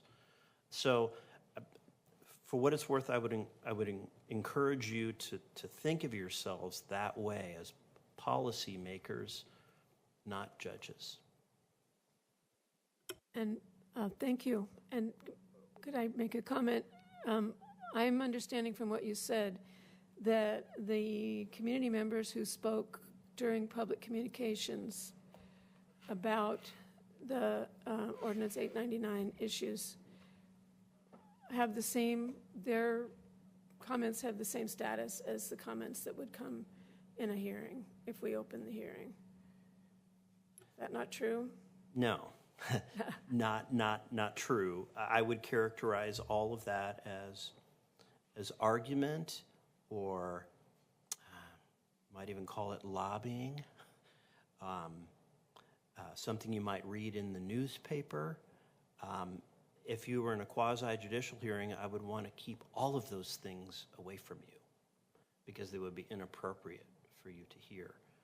What is in the public hearing portion is all of that oral testimony. The folks that spoke earlier during public communication is outside of your public hearing. But we're free to consider it, I believe you were saying. You're free to consider quite literally anything you wish to consider in making your decision about this legislative matter based on the criteria that staff has explained to you. Okay. Thank you. Where were we?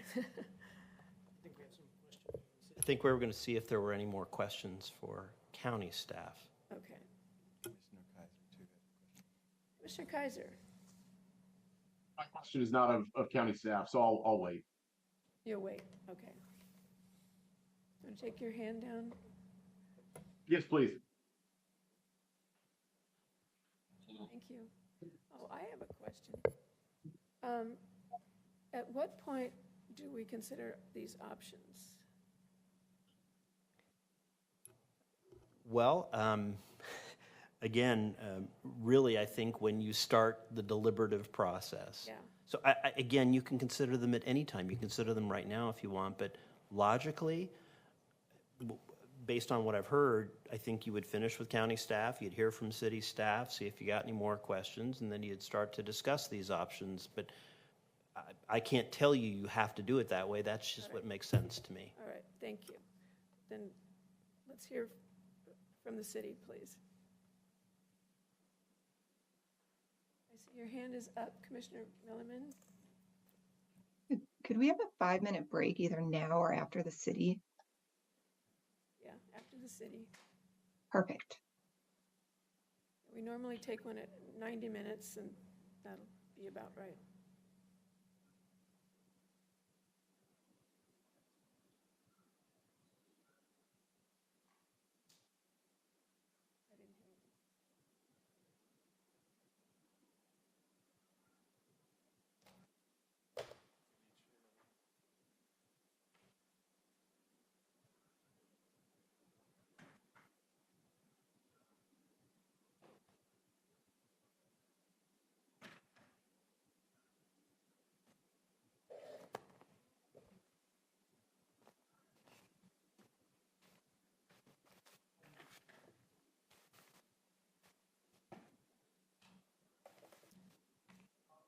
Thank you all very much for coming tonight. And if I understand correctly, this is our chance to ask you questions, correct? Okay, That is correct. all right. I have a few questions. Do other commissioners have questions? Yes. All right, let's do that. Thank you for the record. Would you please tell us who you are, each of you? My name is Terry Linehan. I'm sorry, do I need to state my address? We were just wanting to know, like, what your position was and how you're representing the city, correct? And address as well. Thank you. My name is Terry Linehan. I'm the mayor of North Plains. My address is 30822 Northwest Brooking Court, North Plains, Oregon 97133. Good evening. I'm Andy Varner, the city manager of North Plains. Address is 1970 Northeast Jamie Drive, Hillsboro, Oregon 97124. Bill Reed, finance director for the city of North Plains, 2321 Northeast 106th Avenue in Hillsboro 97124. My name is Chris Crane. I'm the city attorney. My address is 1804 Northeast 45th Street in Portland 97213. Thank you. Do commissioners have questions for our guests?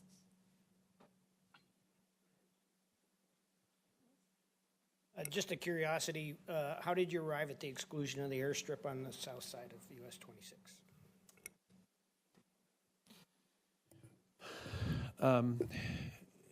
We arrived at the exclusion working with DLCD, actually identifying the fact that that area with the homes that are there and the airstrip that's there, that area doesn't represent capacity for future growth because of the existing development entitlements and airstrip.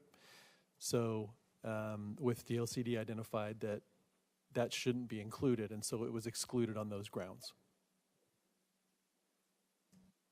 Again, I didn't see who was first, so I'll just go left to right on my screen. Commissioner Will. Thank you, Chair Lockwood. City staff, I'm not sure which of you would be the most appropriate to answer this, and it sort of goes back to my question I asked of county staff. In the report, there was labeled 167.4 acres designated for acreage for residential, future residential use. I have two questions related to those acres. It was estimated there would be about 1,348 dwelling units in those acreage. But I remember reading the staff report, and I can't remember what page it's on, that of those 1,348 dwelling units, was a portion of them, those dwelling units, going to be inside this existing city limits?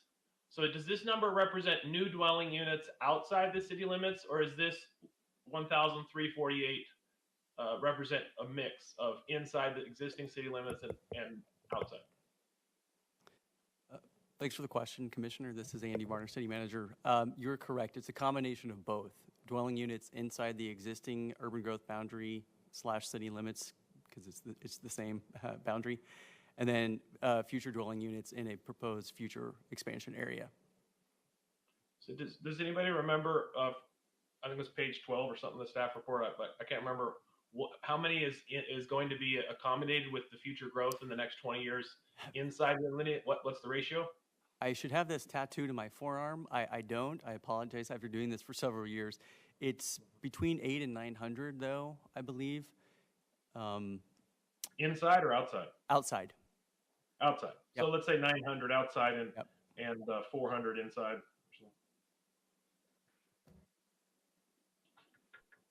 Okay, that ratio, or the idea that it's not. I was just curious if it was all 1,348 outside the city limits, but some of that is going to be inside and some outside. Correct. When the analysis was done, there was already some subdivision building occurring, so it's going to be on top of that. Now, the opportunities for further infill in the city are a bit limited unless the council decided to do a lot of upzoning in certain areas, but in a rural town, that's not quite as feasible. But we still have a few acres left here and there for infill, and for instance, one of those is on our main street called Commercial Street. It's 1.5 acres.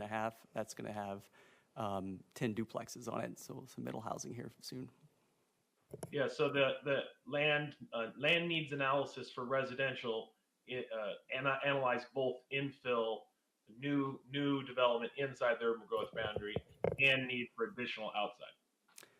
That's correct. That's one of the requirements of the state, is to look at land use efficiency measures inside your existing boundary, as well as your building lands and your buildable lands inventory. Okay. So the second part of my question, yeah, perfect. That's great. The second part of my question was what I was alluding to with the county, was these ratios between the number of acres intended in your reports and studies to be for residential need and the ratio intended to be for employment lands. Is that ratio going to be flexible when and if there was an expansion of the urban growth boundary and the city moved to the next step, which I recall you saying is a comprehensive plan amendment, and actually providing designations for these lands?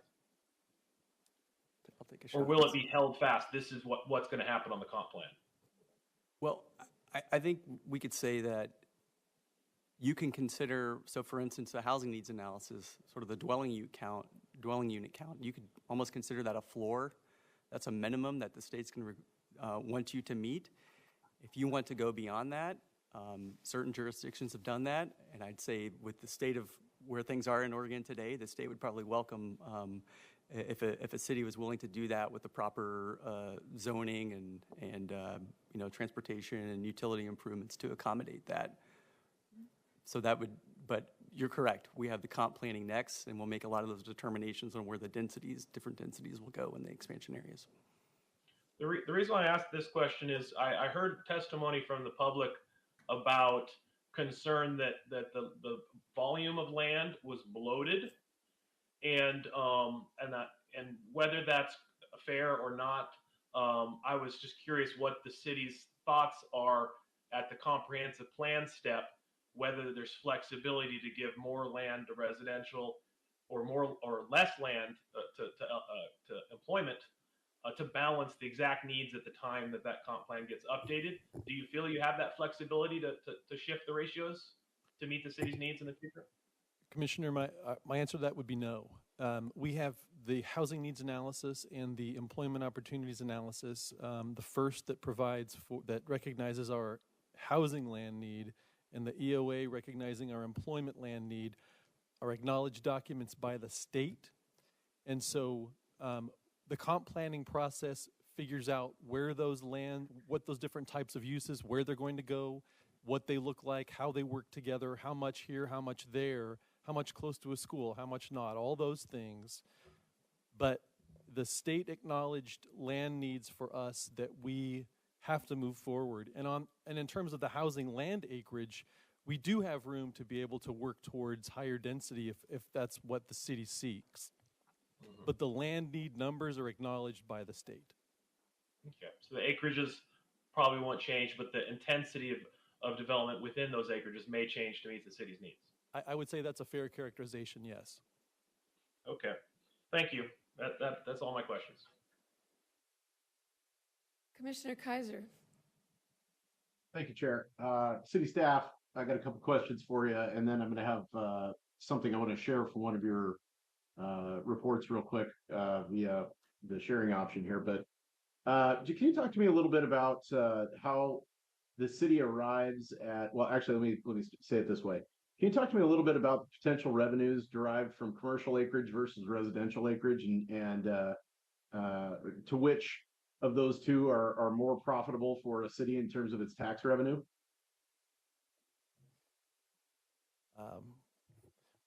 Yes, I can do that. That's a big question. But how best to answer that question? Flat out, employment uses for a city, employment uses generate significant different types of revenues, but residential uses do as well because people own homes, apartment buildings, everything is taxable, right? Sure. The difference between the two different types of uses is businesses don't use parks, they don't send kids to school, they don't use trails and things like that on a daily basis that residential development does. So both can be favorable and helpful to a city's fiscal sustainability, but it's only employment land and employment uses that bring revenue but don't bring the service cost of providing the same services that you do to residents, basically. The intent of the urban growth boundary expansion, the EOA, actually, the state adopted document or acknowledged document, we're very clear in that report, and the state reviewed it and acknowledged it, and we're clear in that report saying that the need for the employment land, the amount of it relative to the residential land, is very intentional and very targeted. Right now, the city of North Plains is pushing an 85% residential tax base compared to a roughly 15% employment tax base. I don't know that right now, fiscal year 24, it's the worst city in Washington County regarding tax base imbalance. We're very close. The employment land, go ahead, I'm sorry, Commissioner Kaiser, go ahead. No, feel free, I'd like you to finish, go ahead. Yeah, no problem. So with the state, with state review, we planned an employment land need that brings a significant enough economy to the city of North Plains that it not only brings jobs and shopping and other services close by, rather than having to use state highways to go grocery shopping or go to work all the time, but it also balances out in a fiscally sustainable way the tax base for the city, so that it isn't threatened with all of the fiscal problems of being a strictly bedroom community, and that is slowly growing revenue, but more rapidly growing service costs for a city. So that's very much a documented intent in the employment opportunities analysis that we conducted and was acknowledged. To that same end, when we look at commercial acreage versus residential acreage, I noticed in the analysis that the residential acreage is 167 acres, but it actually is only 110 acres once you include all the trails and your other slope areas that are included as well. So I understand. I guess I would like you to explain to me why those areas are considered. They're part of the expansion, but the truth is they're neutral parts of the expansion that don't actually add any additional housing.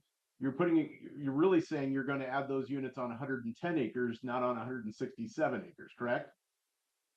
That's correct, and we're actually achieving density levels that are higher because we are still putting those housing units on that net acreage that is developable, but we acknowledge that. So along with that, there's an interesting, I just noted in your, I believe it's the acknowledged document from the state, and I'm just going to share this real quick because it's easier for me to share it than to explain it, but you guys all see that document right there?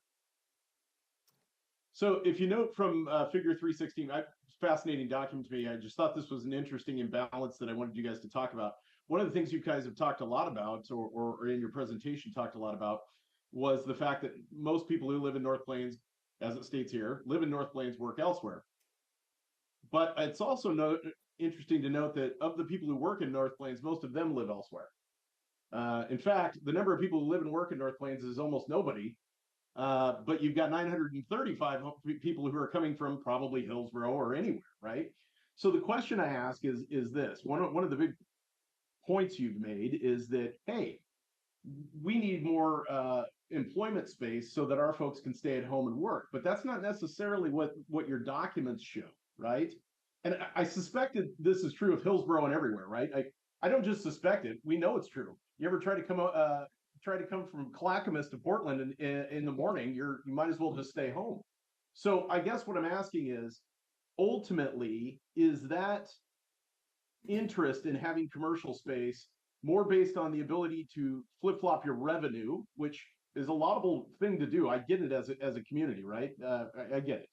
It's just, is it more based on that and less on this commuting function and the requirements that are needed for your city? And do you feel like maybe it's pushing a little too far away from residential, given the stance we're in?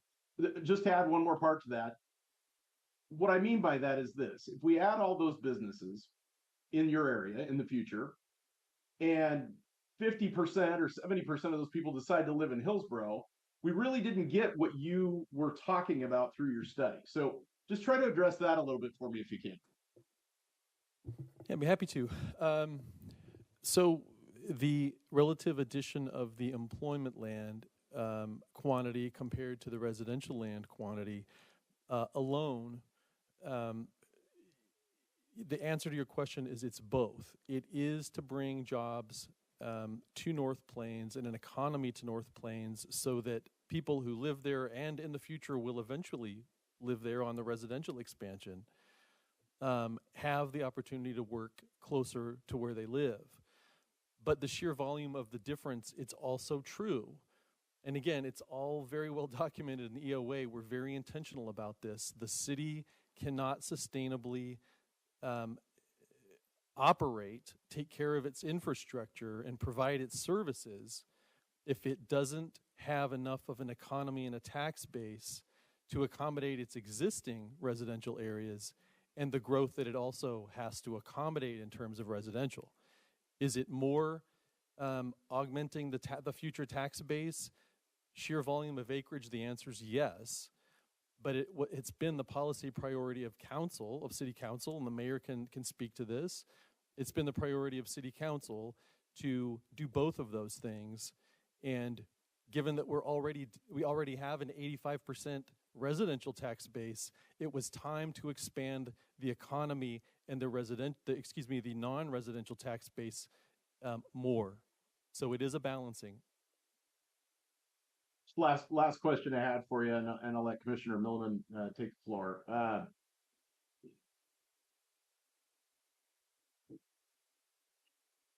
You guys just referred to North Plains as a rural town, and I accept the fact that it currently is a rural town. It certainly is that at this point.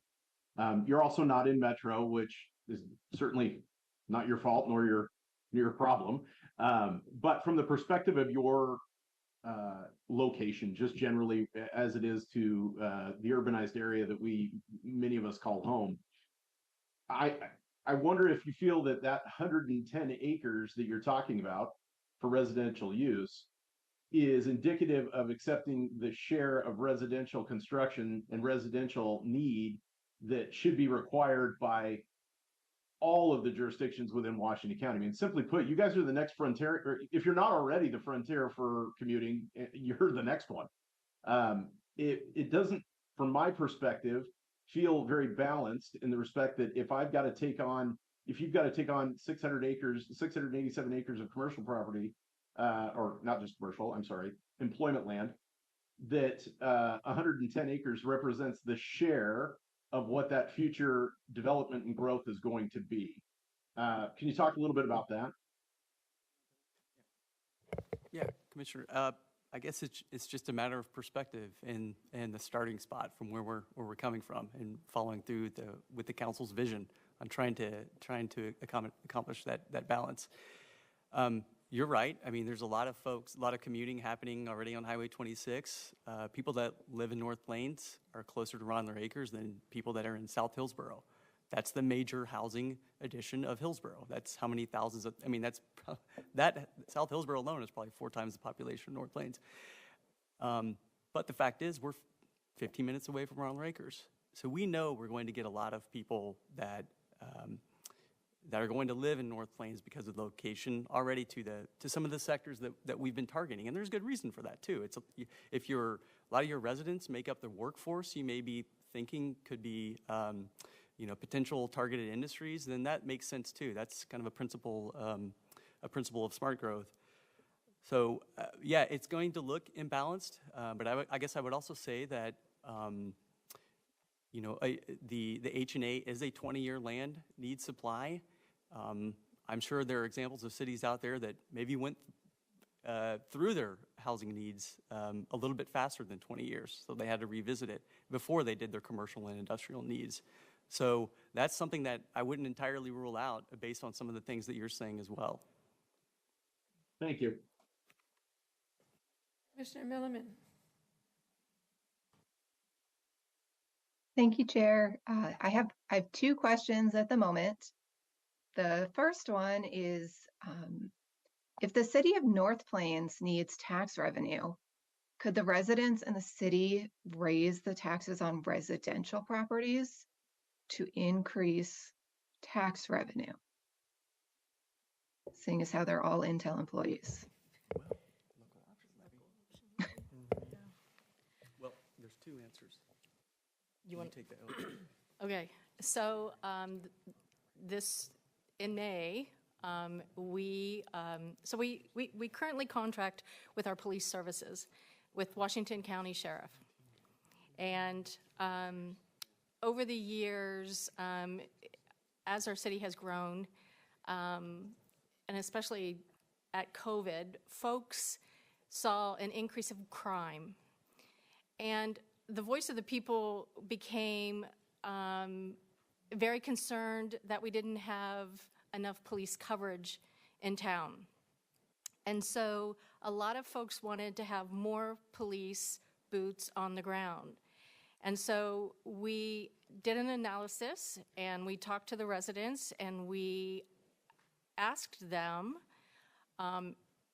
what they wanted it to look like. And in order to put more boots on the ground, we needed to, one way to fund that was through a local option levy, a public safety levy. And currently our police budget is about 50% of our general fund.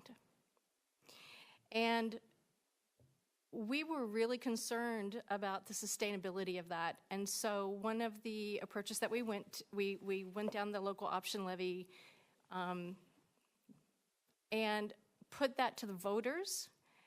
And the voters came back and said, we don't want to spend that extra money.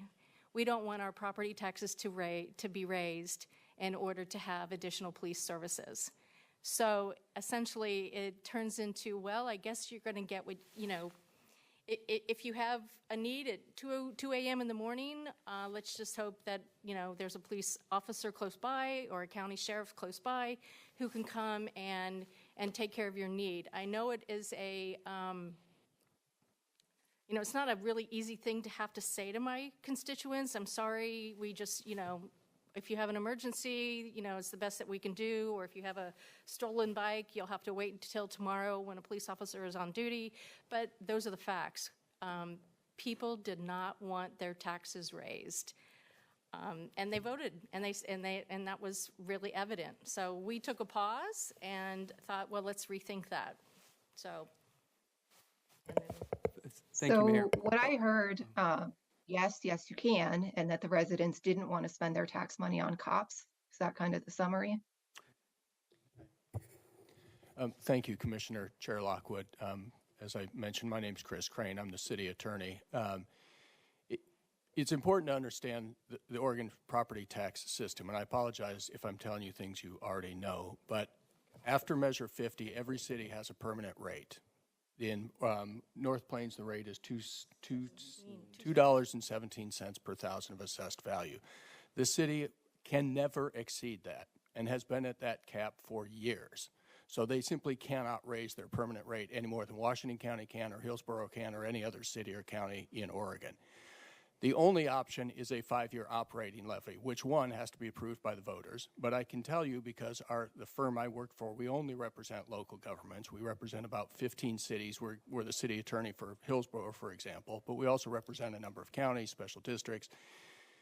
If you try to fund a service like parks or police using operating levies, it's very difficult to hire and retain staff because they know their jobs are not safe. If you get hired 3 years into a 5-year cycle, they may be out of work in 2 years if the voters don't renew the levy. And that happens. So it gets trying to operate a city budget for any department on 5-year levies that have to be reapproved by voters every 5 years introduces management difficulties, personnel difficulties, employment difficulties. It's not a good way to run a railroad, much less a city. So the first response to your question is, no, we can't raise our permanent rate. We simply cannot. The only option is local option levy, which introduces problems of its own. Thank you. Other question is for folks at the table. I am curious what you and your close circle stand to gain if the urban growth boundary is expanded. Is there a financial implication for anyone here? Certainly in the evaluations I've had, the council's never told me I'm going to get a raise with an urban growth boundary expansion. So I have no financial incentive in this. This is just when I interviewed for this job 6 years ago. This was on the community's mind and the council's mind, and I've been following through with that ever since. That's my only incentive. And in full transparency, my husband is a realtor, and he's only been a realtor for maybe 13 months, 14 months.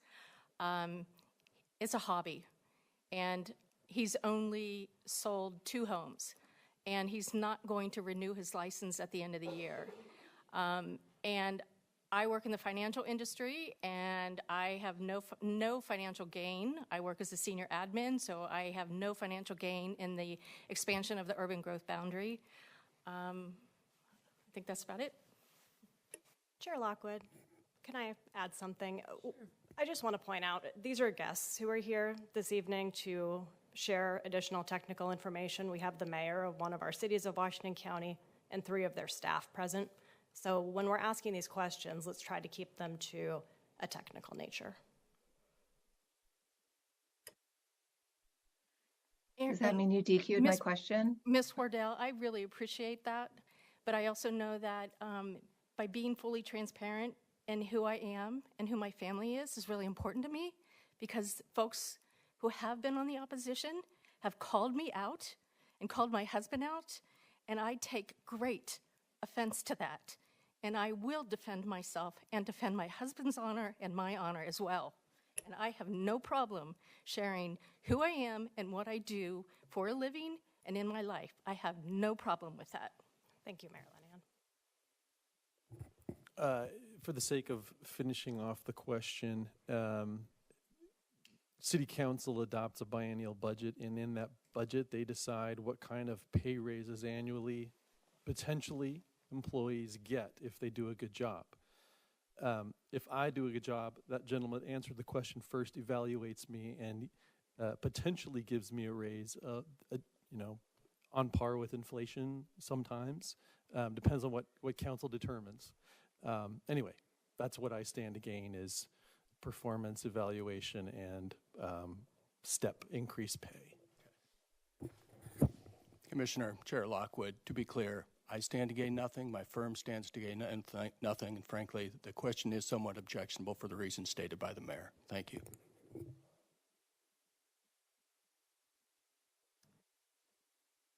I take it you are finished. Since we're at 8:30, I'm wondering if Commissioner Podar will hold her questions, and if this panel is willing to stick around after a 5-minute break. Thank you. Let's take a 5-minute break.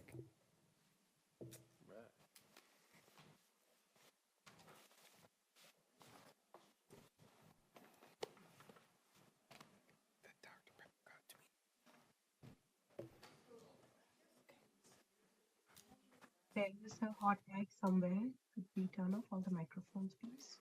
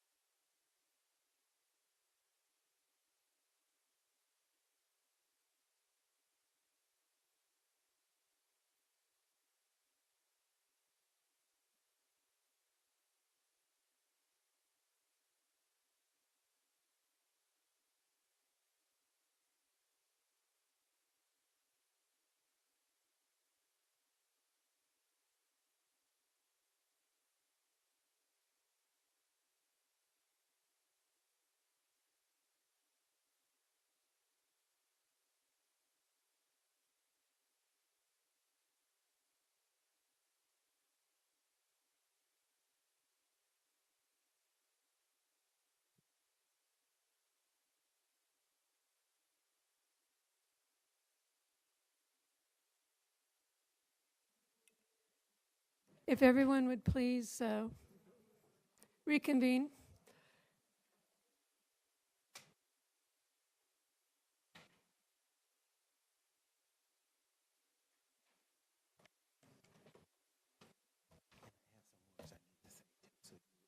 You want to start with that? Yeah.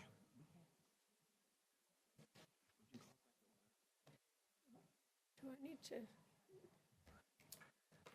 I'd like to call everyone back to order. Are we all here?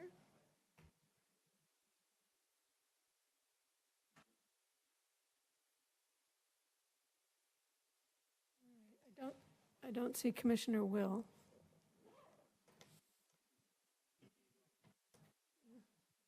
Go ahead and start. Go ahead, Vice Chair Dye. Thank you, Madam Chair. So I just wanted to start off because this is a point of personal privilege. I'm just making a statement here, is that this is an important topic that I've had a lot of interest in understanding more deeply about.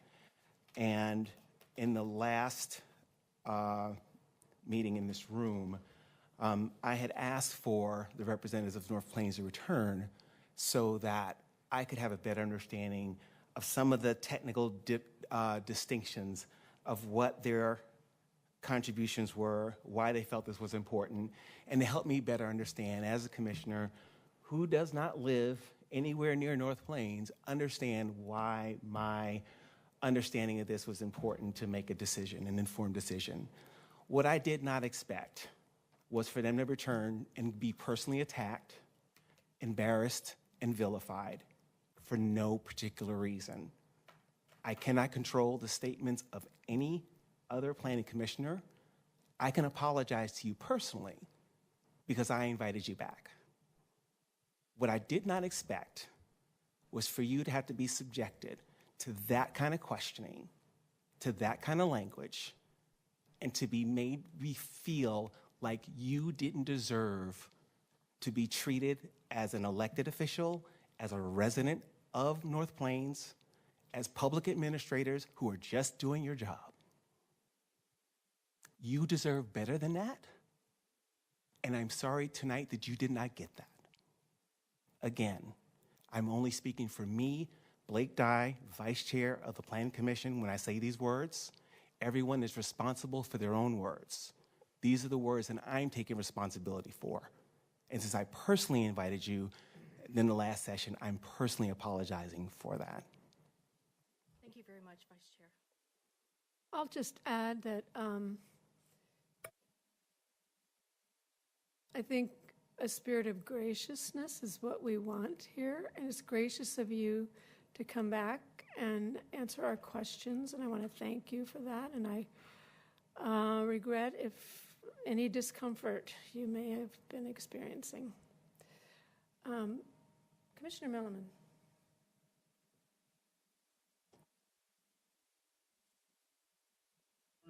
Point of personal privilege, I assume we're talking about me. I apologize for any tone or any emotional distress that I caused anyone.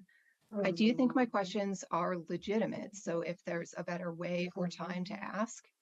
But I really think I was asking something like a disclosure question, like I get asked as a planner or planning commission member, like, is there incentive here? Is there a bias anywhere? So it was a question about maybe conflict of interest that I could have worded better, but the intention wasn't to put folks on the spot or personally attack anyone. So if there's a better way to do that in the future, I am open to that feedback, and I do appreciate you being here to answer the questions.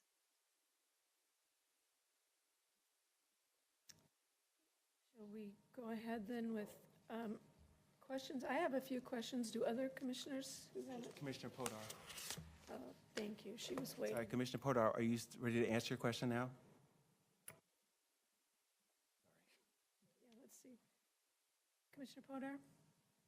Thank you. I believe Commissioner Milliman had a question, and I want to just make sure that it is answered first, because we have all been asked to disclose any interest. At the beginning of this meeting, we all had to first say that, do we have any conflict of interest? And public has expressed that they fear or they feel that there could be conflict of interest. So could somebody please answer Commissioner Milliman's question so that then I can ask my question? Thank you. Commissioner Hebner. Sure. Can somebody tell me the distance from North Plains city limits to the UGB that Hillsborough holds on 26?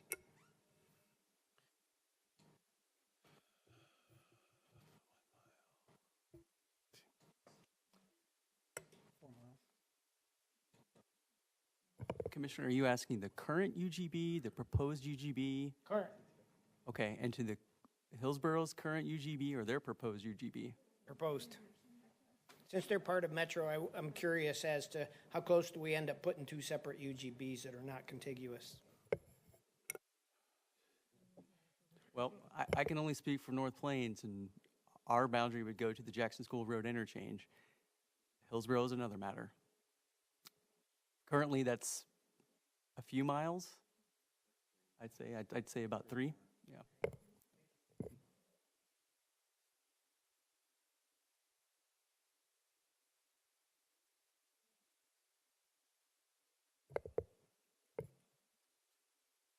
Commissioner Podar.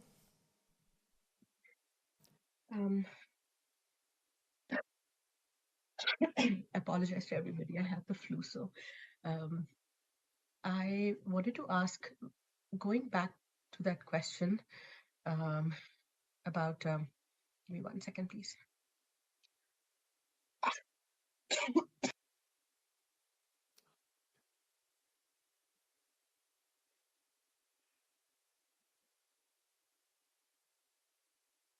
Going back to the requirement about the city needing more tax revenue for services, I only heard one reason why the community would not vote for a tax increase was for police.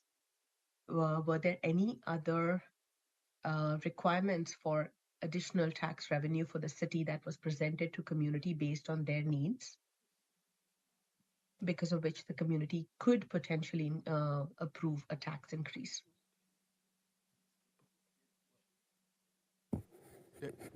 Commissioner Podar, I want to just speak first and then allow the mayor to answer the question. But there are any number of city services that would benefit from additional tax revenue, beginning with parks, but then also public works. We can ask developers to build a street when they build a development and the sidewalks, but they don't maintain them. They turn them over to the city, and we have to take on maintenance obligations. So parks and public works jump immediately to mind. As the city grows, we will need additional administrative capacity. There are a number of city services that will require additional revenue in the coming years.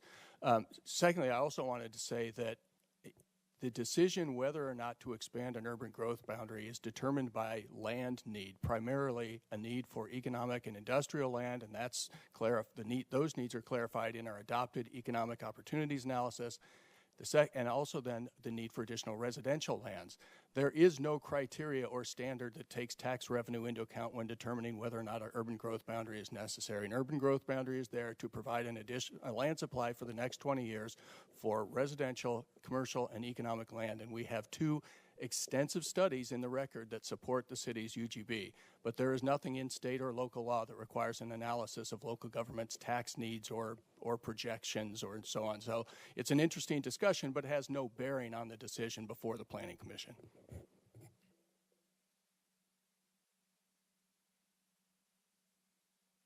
Commissioner Podar, your hand is still up. Are you finished, or? I believe they said that the mayor was also going to be speaking to that. That's why I can't hear you very well.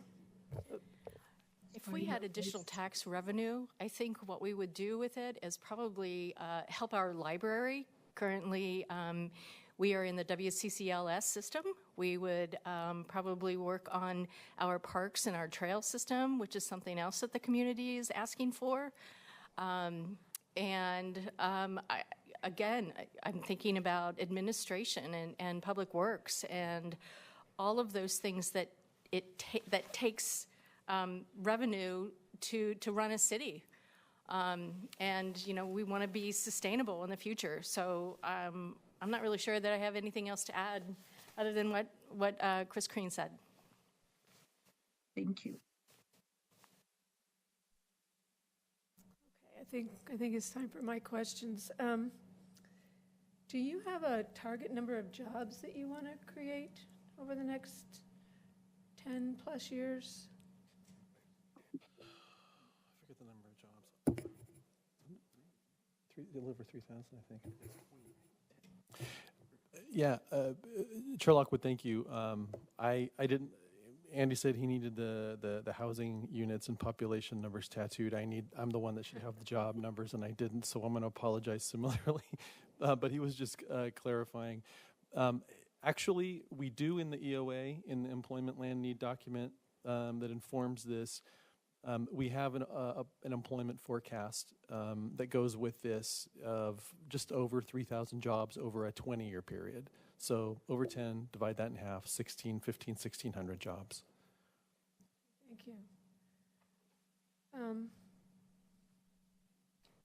So that would meet your priority one that I saw in your comprehensive plan as far as a thriving jobs housing balance. I mean, that's the operative idea. Yes, Chair Lockwood, I would say so. Mm-hmm. I want to ask you it's kind of a hot button question, but I'd like to ask it. What are your reasons for being interested in one or more data centers in North Plains? Well, in going through a standard employment opportunities analysis process, you have to figure out what types of industries make sense for your economy, what kind of industries the city is going to be open to, what opportunities there are out there. Being only 3-4 miles from North Hillsborough. Yeah, 3 to 4. Yeah, 3 to 4 areas from 3 to 4 miles from the Helvetia area. Data center development is part of the economy in the Hillsborough area because of trans-Pacific cable investment in Terminus in Hillsborough. And so our EOA, the job of it is to identify what the opportunities are out there, and not that, we want to be clear, the report doesn't state that we have a number of sites for data centers. It's that data centers are one of potential other industries that would seek land in North Plains, and we're open to that. The comprehensive planning process that begins soon and really can't be adopted until after an urban growth boundary is expanded, that process with community input, feedback, and community leader process will kind of determine the details of, indeed, how many, if any at all, data centers can happen in the city. We just had to identify what the opportunities are and what the land need could potentially and should potentially be as a result of that. So I know there's been a lot of reporting in the paper about data centers. We just happen to be right near Hillsborough, and it's a thriving industry. So I don't think the city wanted to say no, but it also isn't planning to be, hundreds and hundreds of acres of anything, of nothing but.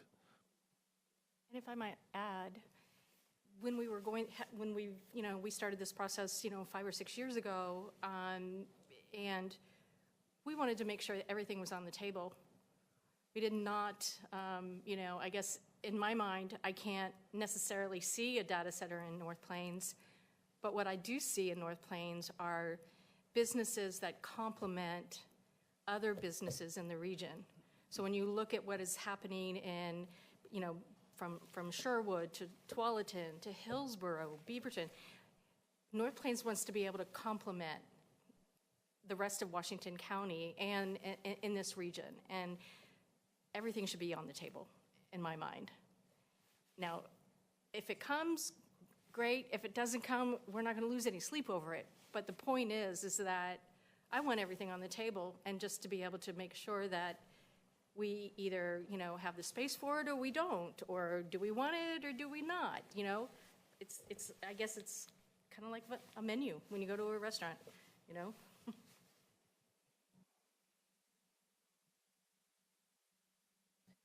One more question.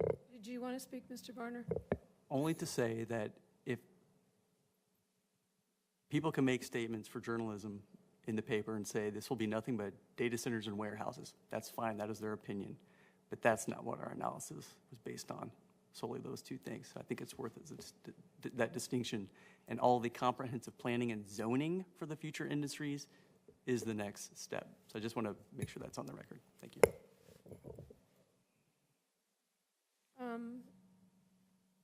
One more question. What preferences do you have about density, housing density, and why?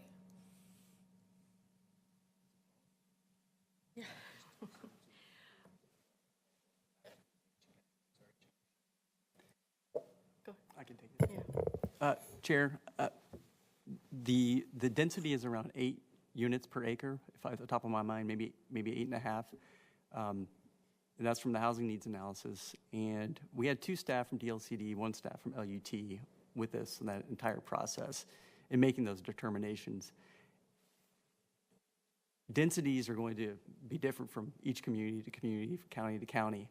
And working with the state and the county on determining, well, this is still a rural or semi-rural community with no public transit, really relatively no local employment. So that means people are going to have to drive. They may need room for vehicles.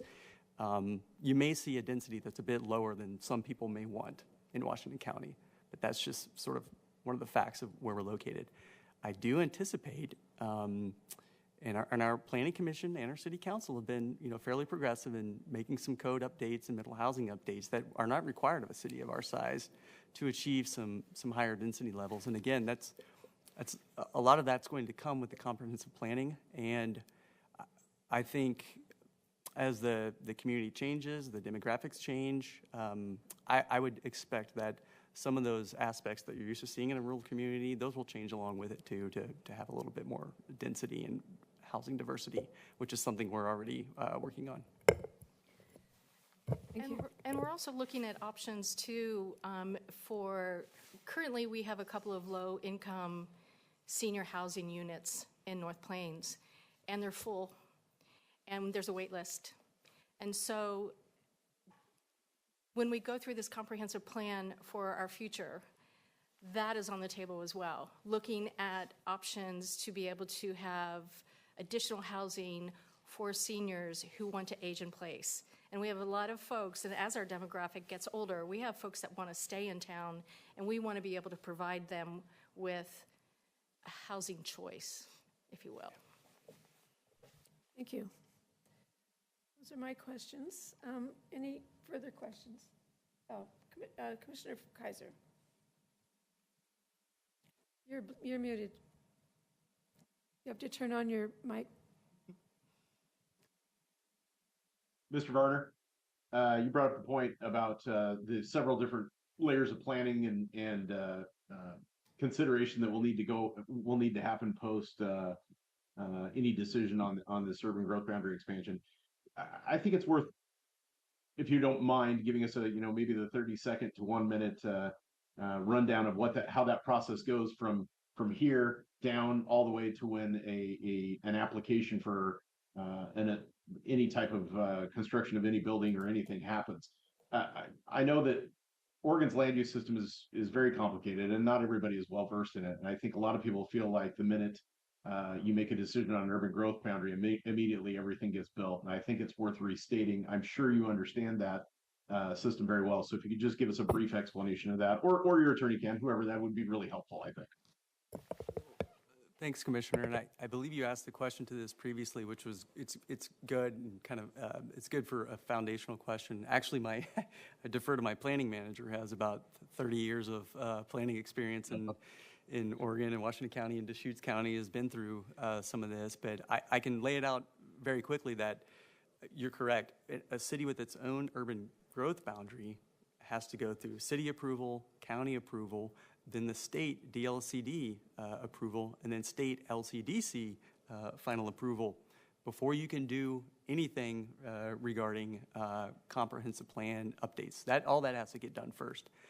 Now, we've been fortunate to be awarded a state grant to do comprehensive planning, which is great for a small community like ours. If you're in the metro region and you're going through an urban growth boundary expansion, metro will give you planning dollars to do your comprehensive planning because you got to do that before you go through your UGB expansion. We're the reverse. We would have had to nickel and dime this with that 217 property tax that we just talked about, all of the general fund. So getting that state planning grant was extremely helpful for us to do a lot of thorough comprehensive planning and a lot of community engagement. You know, a lot of that work is we're kind of in limbo right now with the issue before us. We were excited about starting that and getting the community kind of excited about future services, future employment opportunities, parks and trails. But you go through all the comprehensive planning, then you go through zoning designations, those are determined.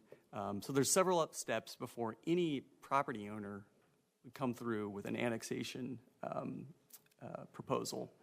And even then, including annexation. And even through all that, you've got annexation agreements, you've got development agreements, depending on what those look like. Did you mention infrastructure being put in? Oh yeah, there's the little part about infrastructure being built. And rural, and again, infill is great, and that's costly, but that takes time. So really, if we're looking to build houses quicker, sometimes in some of these areas that we're planning right now, your infrastructure is going to be built quicker and cheaper to deliver homes and other services. Thank you. I appreciate it. I probably missed up a lot of those steps, but you tried. And, Commissioner or Vice Chair Dye, you wanted to speak? I have a couple questions, and I'm just trying to thinking back to previous testimony from our last public hearing. Can you explain the people or the amount of land or just the people impacted who will be forced to sell their land once this urban growth boundary has been approved? Who will be forced to sell their land?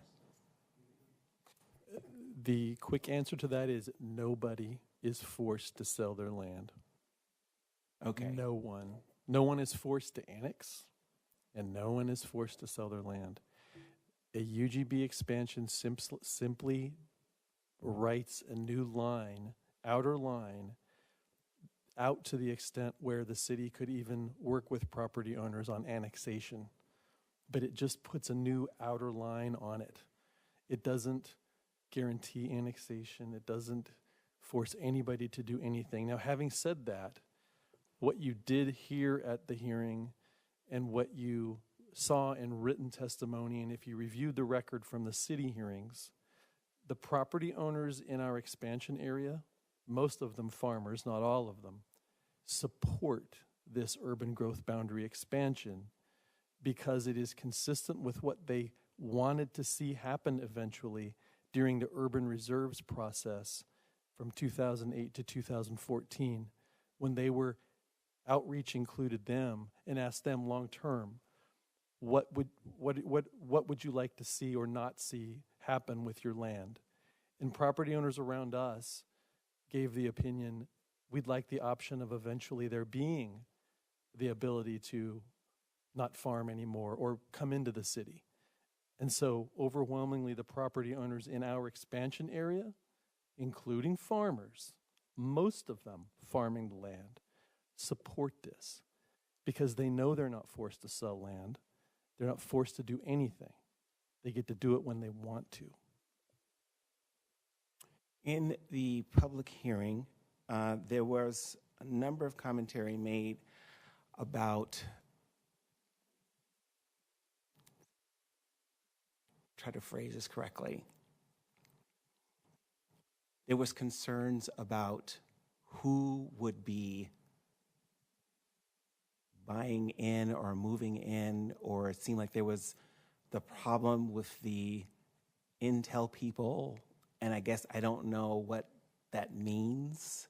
And so I'm just trying to figure out every time someone says, well, it's going to be the Intel people will come in and buy something. It's going to be the Intel people who's going to do this. And I just don't understand what that looks like.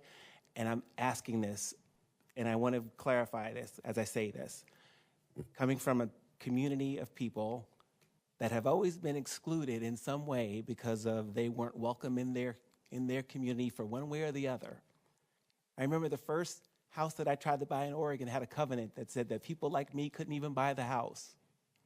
I get a little sensitive when I hear about somebody not wanting someone to come into their neighborhood or come into their community. So can we talk a little bit about what that looks like? Because I need to get clarity in 2023. What are we talking about? Are we trying to keep people out of a community and not being able to buy within a community? That's a great question. So I've lived in North Plains for the better part of 17 years. And I'll be very direct. When I moved to North Plains 17 years ago, I rarely saw a person of color walking down the street. And I remember the first time that I did see a person of color jogging through town, and I was thrilled. I was absolutely thrilled, right? And over the years, and as our city has grown, we now have 11 different languages spoken in North Plains. And I think that's phenomenal. We are evolving and growing. And I know growth hurts. You know, it hurts. It's tough. It's rough. But the way that North Plains is growing and evolving, we're bringing more people into our community, and we're learning more about people of color in our community. And I kind of take offense, too, when people say, those Intel folks, right? I think it's rude. It's simply rude, right? They're people. Doesn't matter where you work. You want the American dream. You want your home. You want a yard. You want a safe place to live. You want to be able to walk down the street. Our police chief has told me, he goes, there are so many people walking in this community. I've never seen this amount of people walking around and biking around. It's amazing. It absolutely is heartwarming and amazing that I feel like we are moving forward in a very progressive and a positive fashion. And the more that we can open up and accept that everyone just wants a place to live, right? I think we're just a better community. We're a better community today than we were 17 years ago. Let me just put it that way, Vice Chair. I appreciate that. Yeah. Going back to some of the public hearing questions that I heard, and then there was a lot of concern about the type of housing that was going to be built. And I just want to make clear, and maybe council can help me with this, does that factor into any decision that we are making about this, the types of housing, whether they be quadplexes, mega mansions, castles, whatever that is, does this impact anything that we're doing in terms of making a decision about this matter? I would answer that with a no. I mean, the city is responsible for looking at how much housing need there would be over time, and it's in the next stage where they determine what types of housing and where that would be located in the different areas of the city, and they'll establish different districts based on that, but that's the next stage. So really at this stage, it's about the housing need that they've looked at through their process, and ensuring that they're looking at that number of acres to fulfill that need. Thank you. I'll pause for now.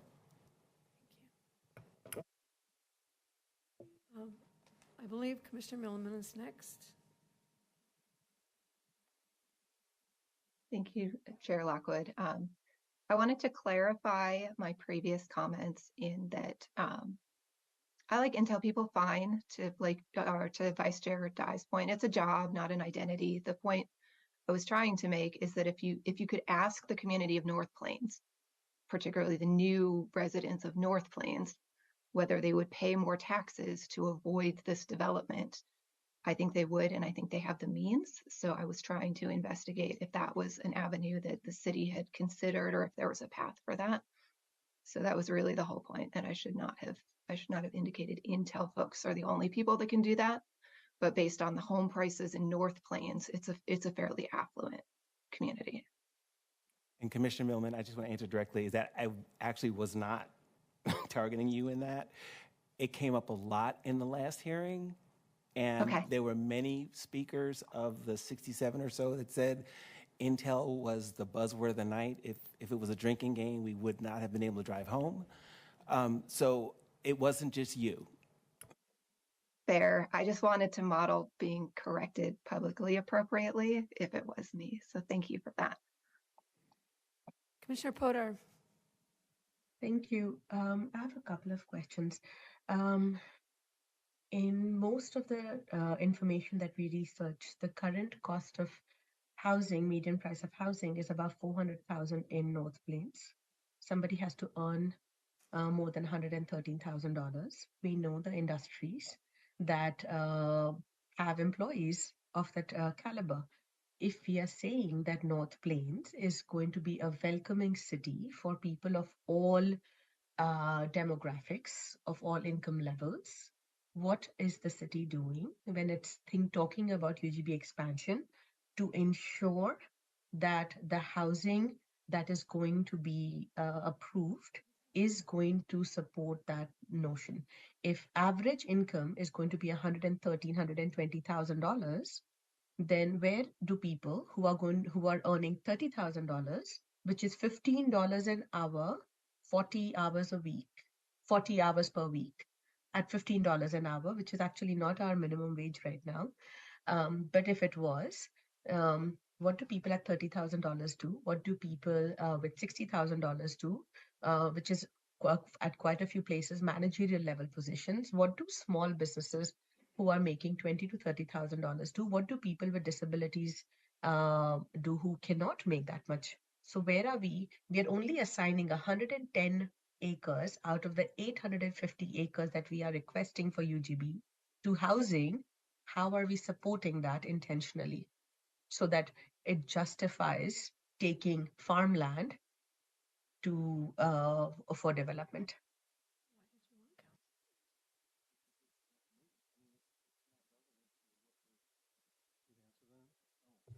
Yeah, I can.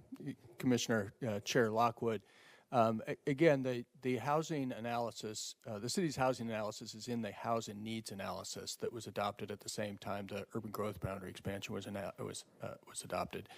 And it, as the city manager, Mr. Varner, mentioned, it identifies a base density of 8.5 units per acre. Now that's going to include a wide range of housing types, right? Single family dwellings as well as apartments.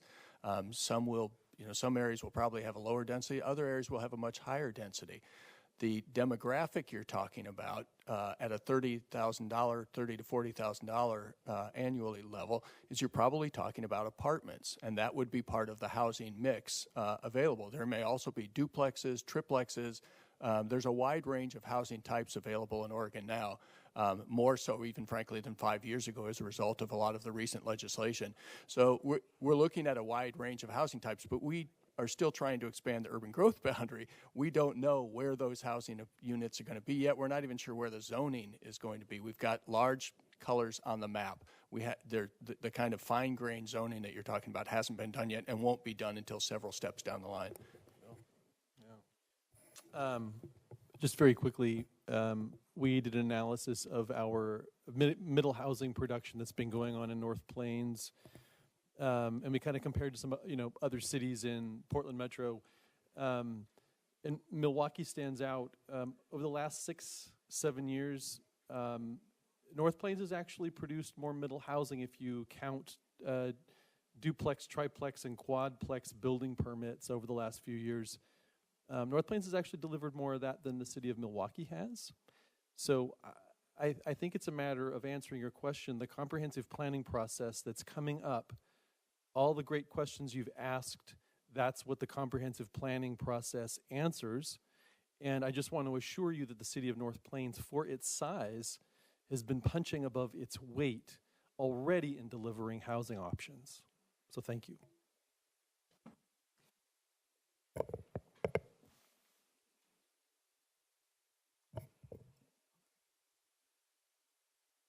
Podar, are you finished? I have one question. If we are saying that the city of North Plains is getting more diverse, I don't believe we saw diversity represented in public testimony or community outreach. Would we be able to provide some data on those diverse communities and how they have been included, and what is the data on that? Thank you. Could I step in? Because I think that our guests have explained that there'll be community outreach. I mean, your process is that it comes after the boundary expansion. Chair Lockwood, I think I understand the question. I would just say, Commissioner Podar, no, we do not collect demographic data on those that we do outreach with. And I don't know if the opposition folks did. I'd be interested what theirs would look like, but we did not. So I'm sorry, I don't have that. I think I can go back to a question I had from the public hearing stage as well. There was a number of... But your device needs to be unlocked for that. I will unlock it then. Some of the question I had was, some of the commentary was made was that was a lot of concern that for the public meeting that happened last month, that was the first time that they had heard that there was going to be an urban growth boundary expansion, and that there was no effort made to contact or to inform the public that this was happening. And then I heard other commentary saying that this was happening since 2015, and that people had been doing outreach for 8 years of trying to reach the public and get the information out there. And so I guess there is somewhat of a middle ground between I just found out yesterday versus this started in 2015, and I would love for the city to kind of clarify who was more right in those statements. Commissioner Dye, this came up in the city hearings process, so I guess let's put it this way. When the city went through its several-year process of urban growth boundary expansion study, that kind of culminated in September with council adopting the UGB ordinance, the city notified residents within the city of everything going on, and then by city ordinance, we have a specific, I believe it's all property or property within a certain distance outside of existing city limits, but in the UGB expansion study area, we had to notify everybody of what was going on this whole time, and we did. What you heard in testimony, mostly opposition, overwhelmingly opposition, at your first meeting, and what we heard repeatedly at our meetings was there wasn't sufficient notification. We didn't know. We just found out about this. Well, the problem is 99% of the people who say that live outside of where the city is obligated to notice all this by our own ordinance and by state UGB process requirements. People who come and say we didn't get notice, we just found out about this, live outside of the area. And so from our ordinance's perspective and from the state's perspective, somebody who lives outside of our area from a notice, where we need to notice, somebody way outside of our area living in North Hillsborough or Banks are the exact same as somebody living in John Day or Medford. We have an ordinance requirement and a limit of where we are supposed to notice legally. And then from a resources standpoint, it's not our process's job to notify the entire county of what we're doing. By ordinance, we have a notification requirement and we fulfilled it, and the state recognizes that. But the people who have testified that way do so because they are well outside of our notice area by ordinance. Thank you, Vice Chair Dye. The other thing I would point out is a number of these people who have objected from the very beginning and said they didn't get notice, which if true, how did they get involved at the very beginning? So it's a fairly common thing to throw out in opposition. We didn't get notice. We didn't get notice. As Bill mentioned, well, we weren't legally required to give you notice, but nonetheless, enormous numbers of people outside, from banks and elsewhere far removed from the city, have been aware of this process from the very beginning. There's been no secret. We've had technical advisory groups involving the state and the county, and it's been a matter of community discussion for years, and we absolutely met our legal notice requirements, and there's been a wide discussion in the community even beyond that for years. Thank you. I'm not seeing any more hands up or interest in further questions. Chair Lockwood, there's one other issue I wanted to touch on because it's come up a lot and there are a lot of questions about it. And I think there's a degree of certainty that is unwarranted, and that's this question of the referendum. Commissioner Podar mentioned in the beginning that the quote, the UGB has gone to the voters, end quote, and that's not true, frankly. What we do know is that enough signatures were submitted to the city to refer it to the ballot, but that's the first step. There are a number of additional steps that have to occur and criteria that have to be met before it can be placed on the ballot. And no ballots have been printed yet. The election won't be till May. There's time for all of those things to work out. We notified the city or the county staff today. We've been contacted by the state planning agency who are concerned because, in their opinion, decision to amend a UGB is an administrative decision under the state planning laws that does not qualify for referral.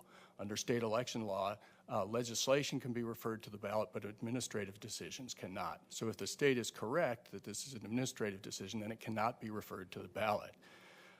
We just got this information. I haven't had a chance to look at it yet. I'm not sure I agree. I know your county council has had a chance, has only recently received it, and he's not sure he agrees either. So we're going to look into it. But it's far from certain that the UGB will end up on the ballot next spring, which leads me to the second point. There's no reason for this planning commission not to make a decision tonight, because substantively, it doesn't decide anything. As Mr. Varner mentioned, there are three things that have to happen for the UGB amendment to become effective. It has to be approved by the City Council, the Board of County Commissioners, and the Land Conservation Development Commission in Salem.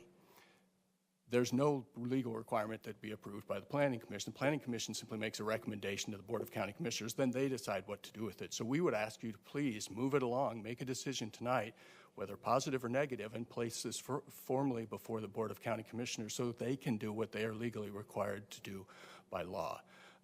Please keep the process moving.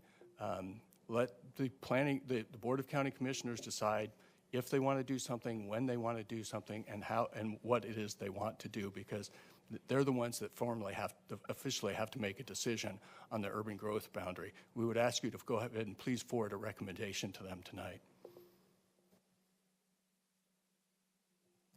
I'd like to meet your request. Thank you.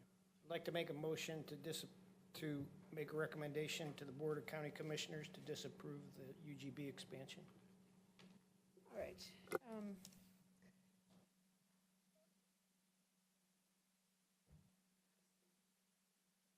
I need to check with council whether this motion is in order.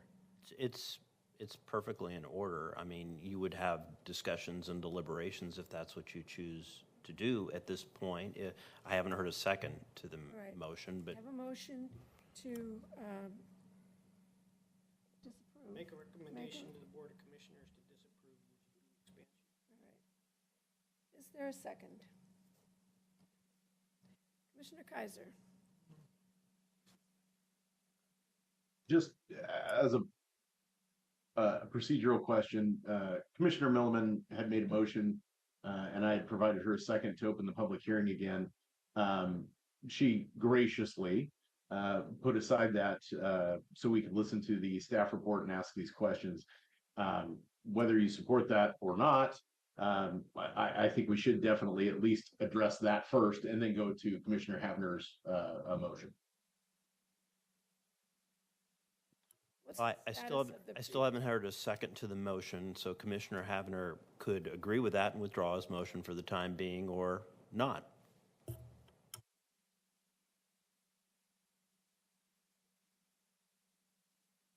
And I'm not hearing him withdraw his motion. And And I'm not hearing a second either. We haven't heard a second. My hand's up. I would second that after the folks speak. I'm just very interested in hearing from the people who took the time to come here. So I think if we reject it right now, they don't get their opportunity to speak, and that wasn't what I was trying to do. But I would second that motion later in this meeting. Okay, so you're not seconding the motion right now. Nope. Okay, so then we still don't have a second to the motion. I have a question. We still have several people who wanted to speak tonight. I understand, but there's no open public hearing at the moment. You're in essentially what I would call in a legislative context a work session. Let's, would you all like to stay or would you like to go at this point? If you don't have any more Motion to questions for reopen us. public hearing. Sure. Motion to We've heard reopen your public hearing. request, Sorry, and- point of order, but I don't want them to, please don't leave. Well, we still don't have, okay. So we're still on a motion that hasn't been seconded, and with a lot of people talking over each other. Right. Is there a second to the motion? Why don't we resolve that? Yeah. And I'm not seeing any. So the motion fails. So now you're back in potential discussions, deliberations, questions for the city, or other motions. So, Commissioner Miller. right. Can we have our options back, please? And I think Commissioner Milliman, I'm sorry, personal point of privilege. Commissioner Milliman has a motion that she has been trying to make for the last 2 hours. Could we please honor that motion? And I'm seconding it before it's even stated, but could we please listen to that? Did we do that in the right order? I want to be sure I'm doing things in the proper sequence. Well, so now we have a second to a motion that hasn't been made. So why don't we back up? We don't have anything now on the table. Is there a motion? And There's a at motion this to time- reopen public comment. P.S. I would have been there in person if I'd known folks were coming. I chose virtual because there wasn't a Commissioner public Milliman, hearing. pardon me, but you were not recognized. Would you wait, please?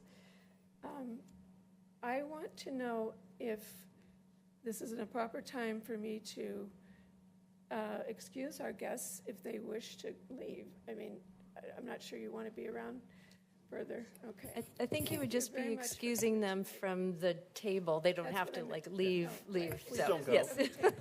Thank you for that clarification. So I think I heard a motion from Commissioner Milliman to reopen the public hearing and allow for additional public comment. And is there a second to that motion? Second. We have a second from Commissioner Kaiser. Is there any discussion on that motion? Would you repeat the motion, please? The motion is to reopen the public hearing and allow for additional public comment. I have a motion and a second at this point. There has been a motion and it's been seconded. Any discussion? For the very reason that Commissioner Milliman gave in her not being here in person, I'm not in favor of the motion because we closed our public testimony, and people weren't expecting to do that. We weren't expecting to have that be a part of this. And I'm all for hearing what people say, but I don't feel like that's the appropriate response because of that.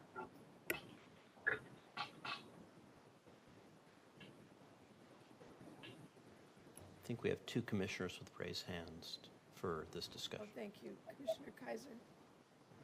I just echo what Commissioner Fry said. While I second this motion, I did so in order to offer an opportunity for it to be heard. I'm not actually in support of it. From my perspective, this is a closed hearing at this point.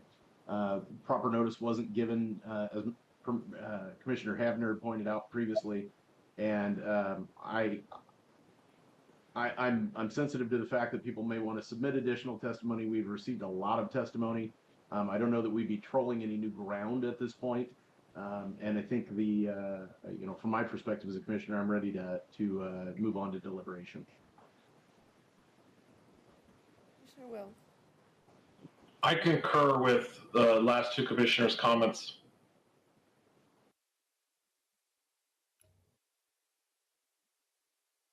Looks like we have one more commissioner with a hand up for discussion on this motion. Commissioner Podar.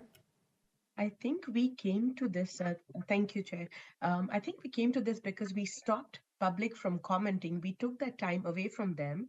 If we did not want to listen to them, we shouldn't have created this scenario where we moved our agenda E up so that community public comments could be recorded. We did that. We said, okay. And the chair used their privilege to move it up in order to ensure that all public comments would go on the record and not just be a public comment. So either we take back everything and go back to public comments and ensure that community gets to say whatever they want to say, or we are saying that we just did all of that to sabotage community comment time. Because I think that is what we have come to, that we have just sabotaged their time, their ability to comment. We made them wait in the hope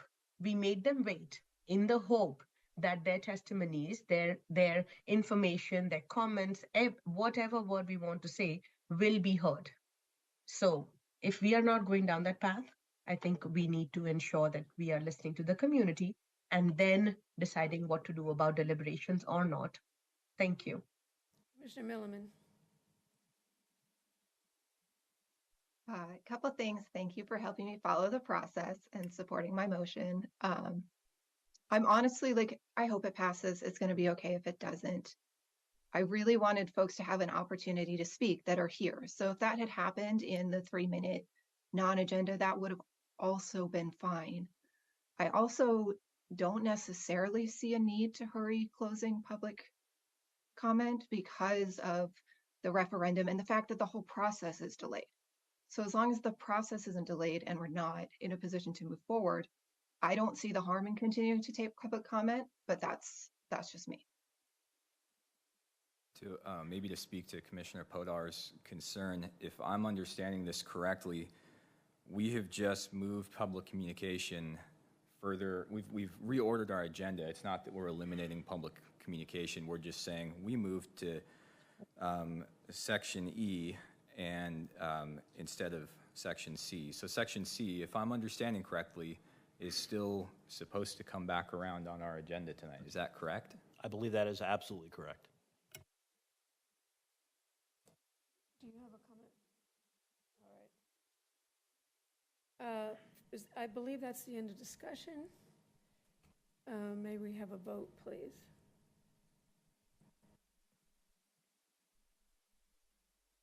Oh, let's repeat the motion.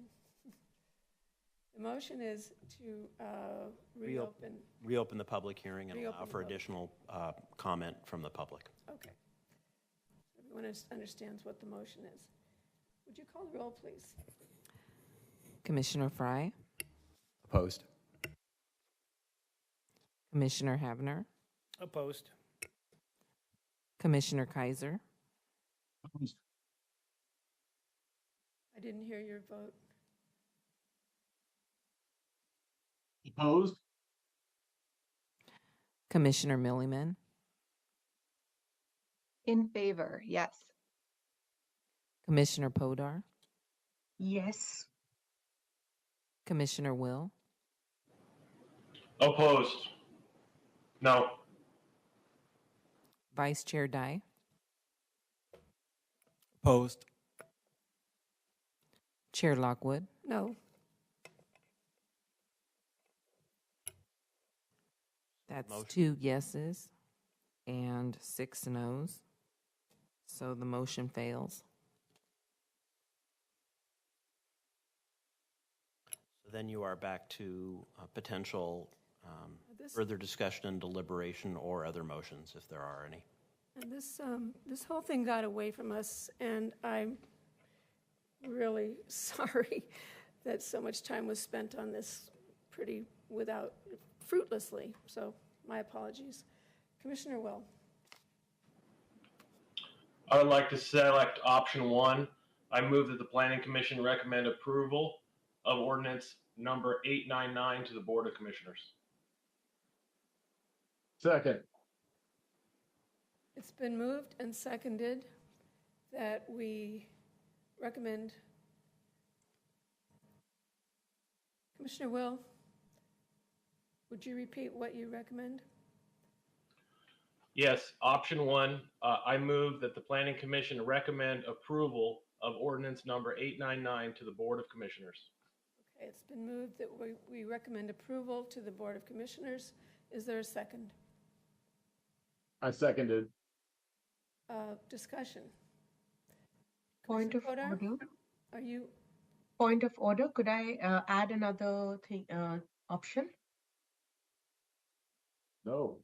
Could we say how does it go that if we don't want that motion to pass, that how do we make another motion to postpone the planning commission deliberation? Right now, we just have to vote on what's been moved and seconded. So we without public comment, we're going to have comments, but we're not going to alter the motion at this point. And we don't give ourselves a chance to listen to community and take that recommendation to the Board of Commissioners whenever it goes. So we are taking that opportunity away from us as a board. I have a question because I'm not trying to understand if we recommend or if we don't recommend, either way, the Planning Commission after this is never going to talk about it. That's not true. If we recommend... The way the motion is stated, it's to recommend approval. So if we recommend... If it fails, then we have the option to make another motion to do something else. Am I saying that correctly? But I want to understand the motion. The motion, if it says that we approve it, that means that without deliberation, without community comment, this recommendation goes to the Board of Commissioners. I'm just expanding on the motion to understand the motion before I vote. That if we vote for this motion, beyond that means that we are recommending this expansion to the Board of Commissioners. I think that is correct. Okay. It doesn't change the fact that we, as Commissioner Fry was explaining, we can still have public communication tonight. So that will still happen. But after we have already voted. Yes. But that is correct. Yes. So we did not give, we took away the opportunity. We haven't voted yet. So let's go step by step.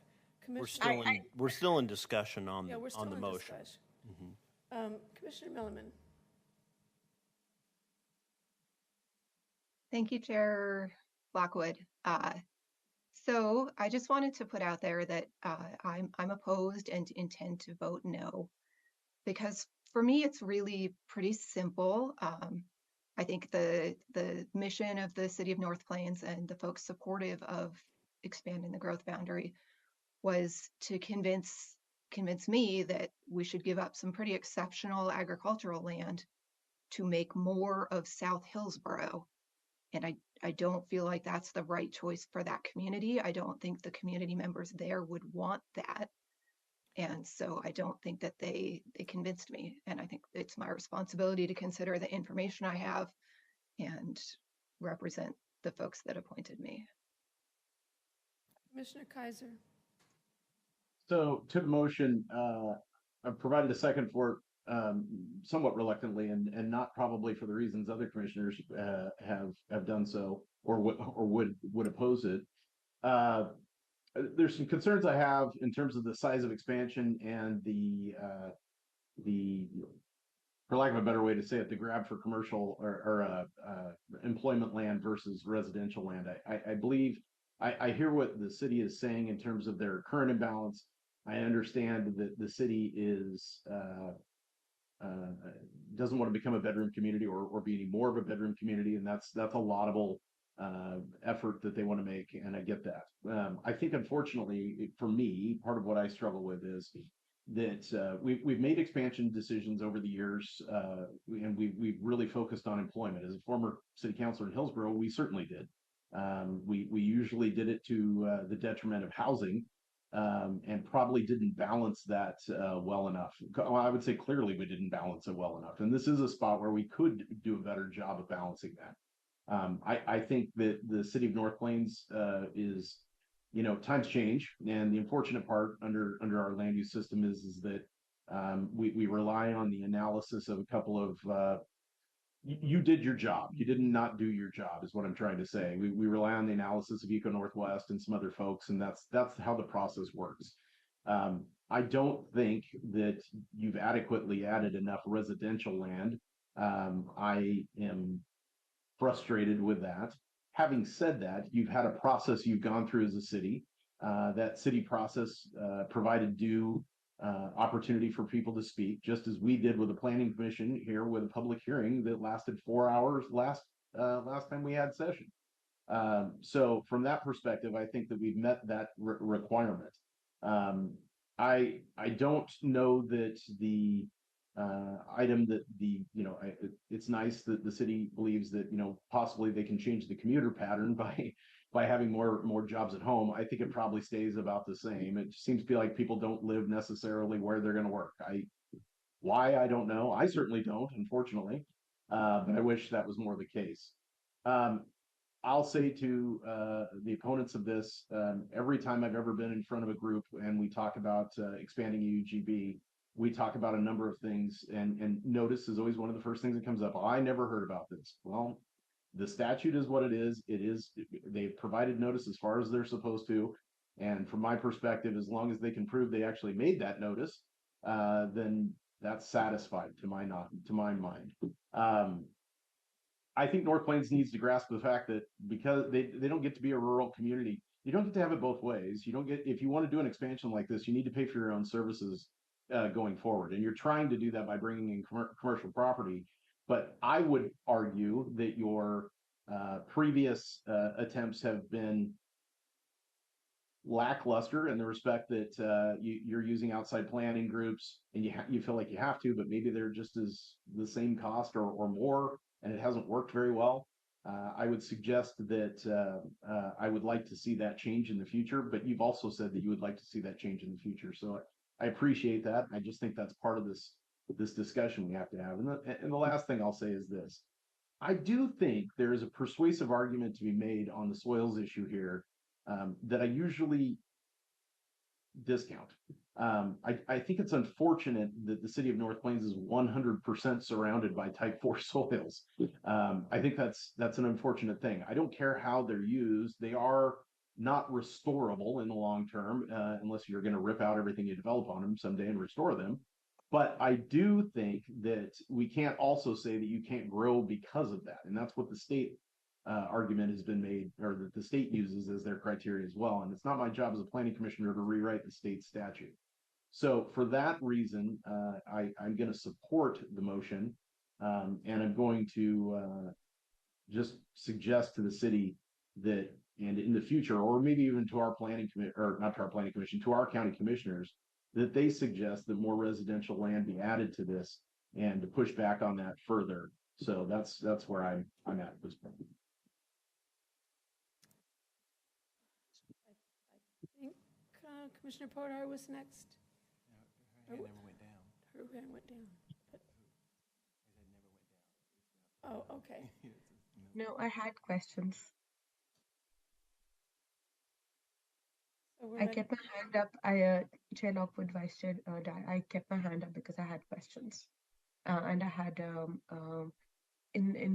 towards the beginning of the meeting, I had requested that can I make a motion to table the deliberations until it was decided whether the community gets to will be voting or not voting, and when it goes to the ballot. And it was said that when we come to E, before deliberations, I can make that motion.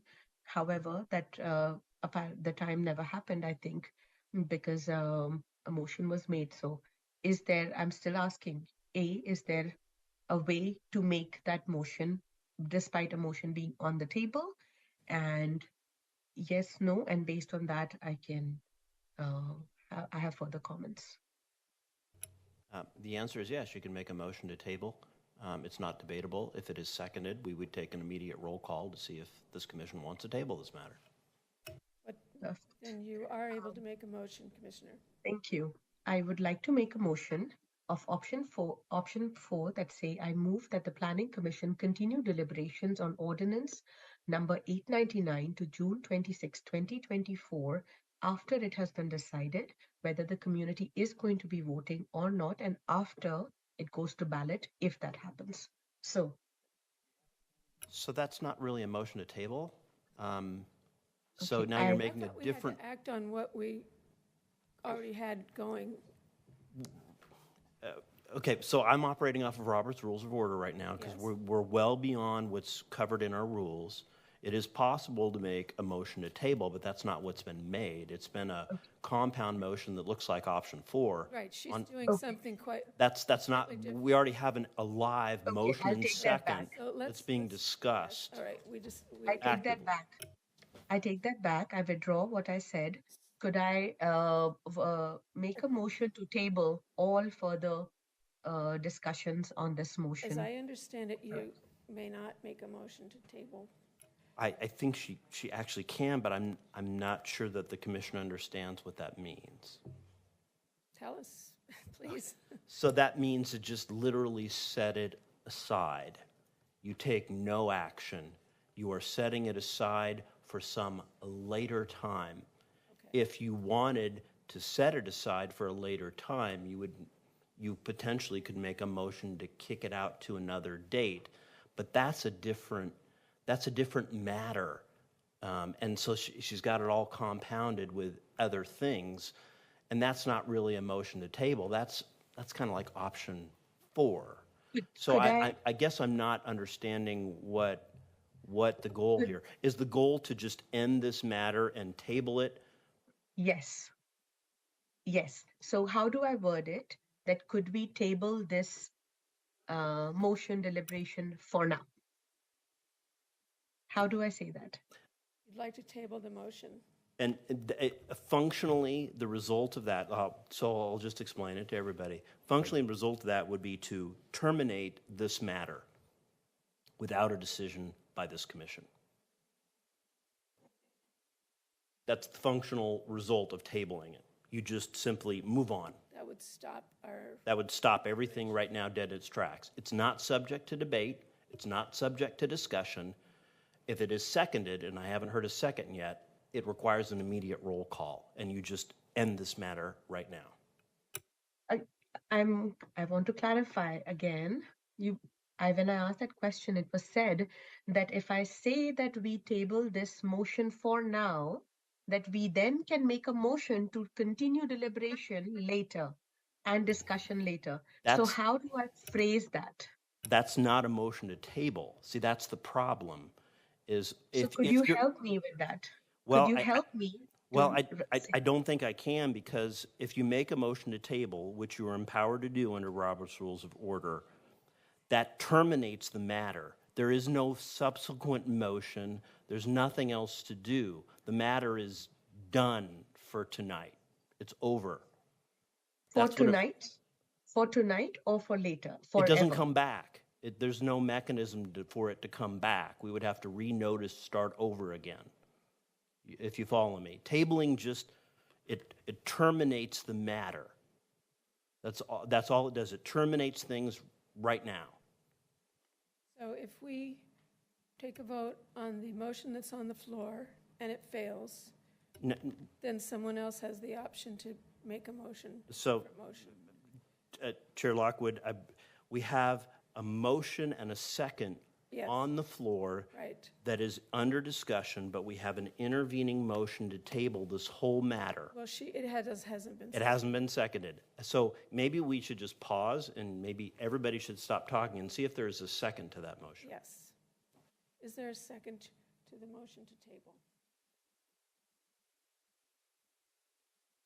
No.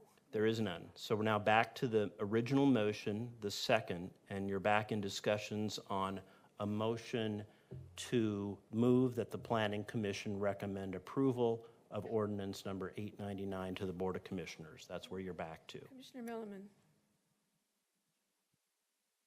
Thank you, Chair Lockwood. I know this is not a matter, so this is point of privilege.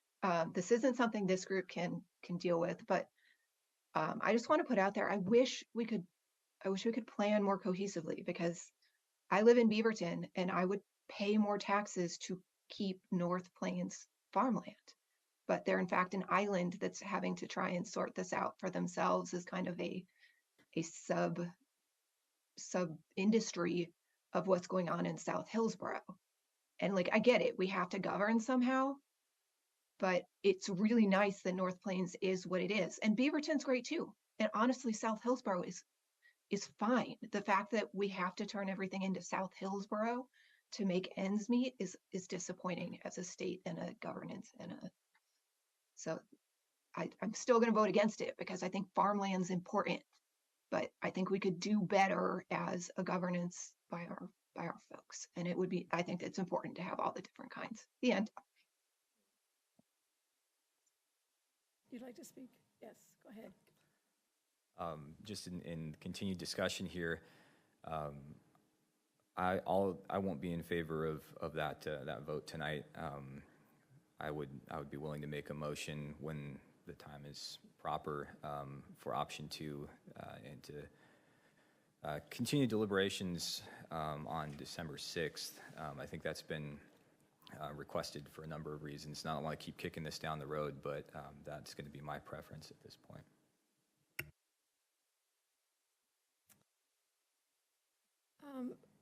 I am planning to vote against this motion to approve.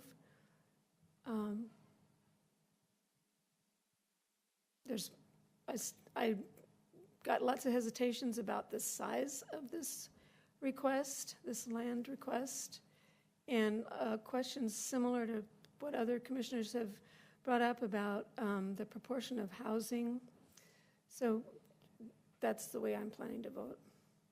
Any further? May we have the roll call, please? No, you have to. Oh, excuse me. I'm sorry. Sorry, I keep missing the screen. Commissioner Will. I just want to state a few reasons why I want to vote yes. The first thing is I respect our county staff, and I noticed they recommend approval. I know that they have done a lot of research to create their staff reports and looked at the approval criteria, and they see that to be met. In my review of the staff report and the submittal materials we've received, I come to that same conclusion. I understand that there was a lot of public comment, and maybe some people weren't able to attend the last hearing and want to, there might be interest in more comment. However, I don't think that there's going to be new information to dispute that the approval criteria have been met. I know this is not a quasi-judicial decision. It's also more of a legislative decision, so there might be some flexibility in our process. However, I take to heart what the city said, and I think staff have outlined for us, that our process in this is simply to make a recommendation.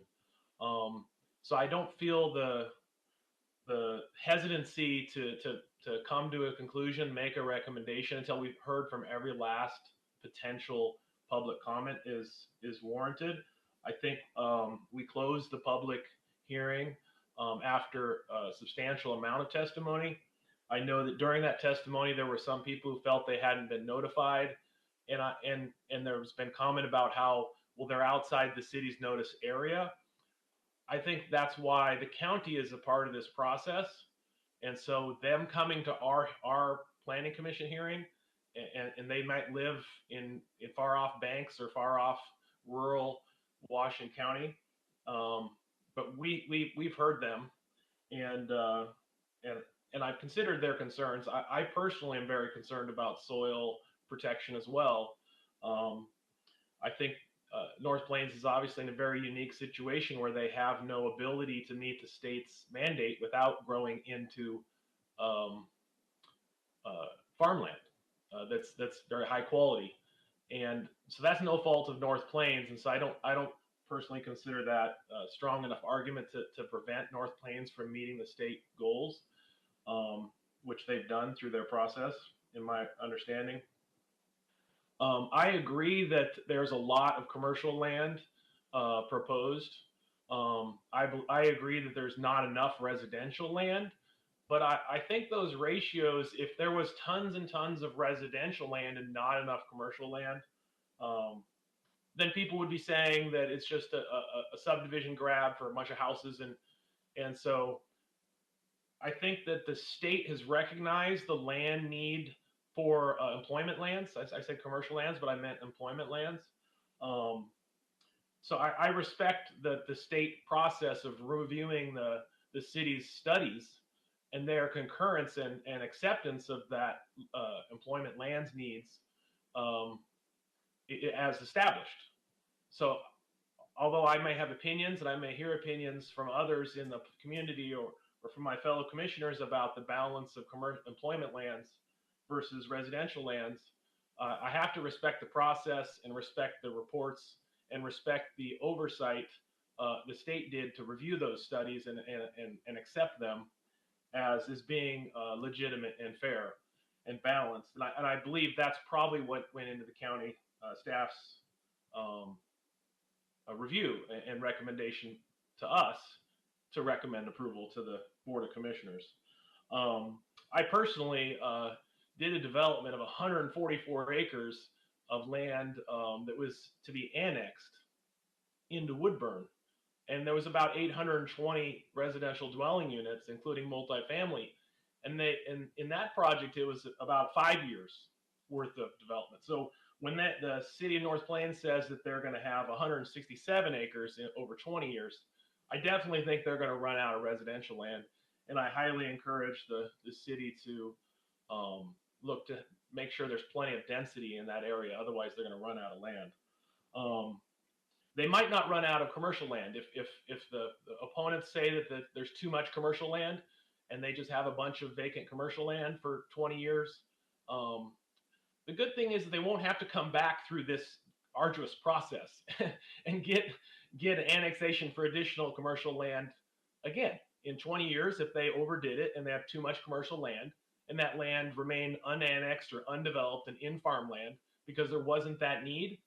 Then the opponents of this urban growth boundary expansion will be rewarded because that land won't get developed. It will stay in farmland for 20 years because the need is too high.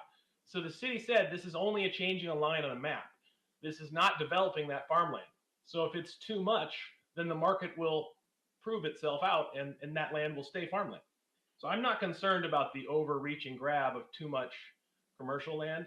I think I got to respect the process, as I said. I really think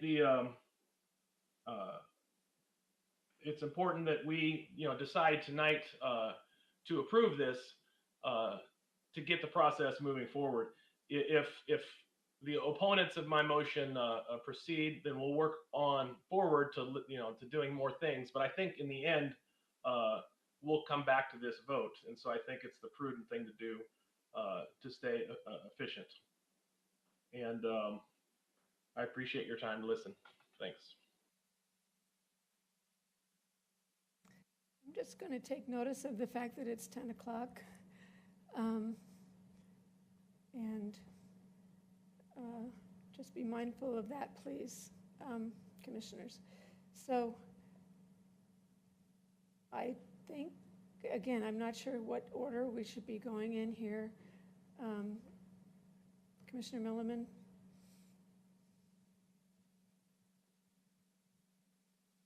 I don't remember if I was first, so if someone else was, let me know. I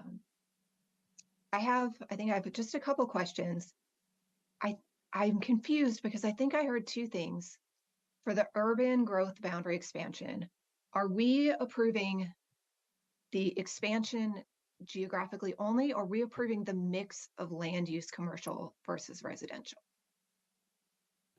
Because what I think I heard is that it's decided, and I think I heard that from the city, but I've heard several commissioners say that it's might not be the best option. Staff?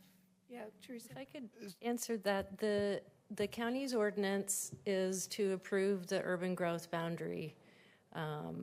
That's what we reflect in our rural natural resource plan and our comprehensive framework plan. So it's reflecting the boundary. That's the change you're being asked to make. That boundary is established based on the two analyses that the city did for the housing and the employment lands. So that's how they established the boundary. But in our ordinance, you are looking just at what the boundary is. Thank you. Does anyone know where land use fits in the process downstream? Is that another step? Where do we follow up on that? So it looks like Commissioner Kaiser knows. Yes, what does that look like? So that would be in the next stage of the city's planning, where they do their comprehensive planning and they would look at essentially their zoning, so their plan designations and their zoning, and they would get a lot more detailed than in what types of uses exactly would be allowed, at what densities, and that sort of thing. And Commissioner Milliman, I just want to add also that the county would go through another ordinance process to change the land use to FD10. Is kind of an intermediate step prior to any potential future annexation happening. You read my mind. So it would come back to the county to consider land use. It wouldn't stay with the city only. That is correct. Yeah. No. No. Sorry, if I can just clarify. The county applies FD10 in this case, FD20 in other cases, as an interim holding zone when land has been added to the urban growth boundary, but not yet annexed by a city. The city's comprehensive planning is entirely their responsibility. The county has no role in the city's adoption of comprehensive planning for their area. Okay, so land use, regardless, is always going to be a city decision. We're voting on the shape of the growth boundary. And if we would like a different shape and vote no, does that send the city of North Plains back to the beginning to public notice a different shape? The Planning Commission is advisory to the Board of Commissioners, and so your vote tonight is advisory to the board. I want to make that clear because I think it's an important part of the process. The board will then make a decision on our ordinance. Once the city's ordinance is enacted and the county's ordinance is enacted, they go together to the state of Oregon for acknowledgement. Once that happens, the urban growth boundary expansion has officially happened. At that time, the city can implement their comprehensive plan for the area and begin to annex the land. And that comprehensive plan gets reviewed by the state. Correct. The state has to acknowledge that. Yeah. Okay. But if the Board of Commissioners actually turns this down, where does that send the process? Beginning? It cannot go forward to the state, and so it would effectively probably send it back to North Plains staff to reconsider and North Plains elected officials to reconsider. Okay, so in summary, we're voting on the shape, but we're only voting on a recommendation. I know this is not our decision. Land use belongs to the city, and that's the summary. Thanks. Kaiser. I raised my hand before. Is first. Thank you. I just want to also clarify. I think one Commissioner Milliman asked about that we are just a recommendation. This is a very important piece. That if we do not recommend, then it forces the community can, regardless all of the work that they have done to come to us, they can repeat the whole thing in front of the Board of Commissioners. So the Board of Commissioners is relying on us to have done most of that bulk work. So our recommendation technically should hold quite a significant weightage on their decisions. So it's important what we say, what we recommend, or what. So if we say no, it will force them to probably also look at our meetings and listen to why we said no. And then it can change everything. I would definitely be voting no at this moment. One, I know development will happen. I know that urban growth boundary will happen. There is no question about it. However, the plans that have been submitted so far are inadequate. They do not. There's so many reasons. I'm still trying to understand the impact on the water table, because if there is industry right next to farmlands, what happens to the water table? I'm trying to understand that impact. Still trying. There's no blueprint, even high-level blueprint about transportation and transit, and how will people get to places and not. We've already discussed that earlier. We still do not have adequate. We are not meeting affordable housing criteria. There is no blueprint saying that this is how we are going to be visionary about ensuring affordable housing at various levels. So where is that high-level idea and plan for it, so that we say, yes, let's go ahead and do this, and then take all of those other steps of what it could potentially look like later.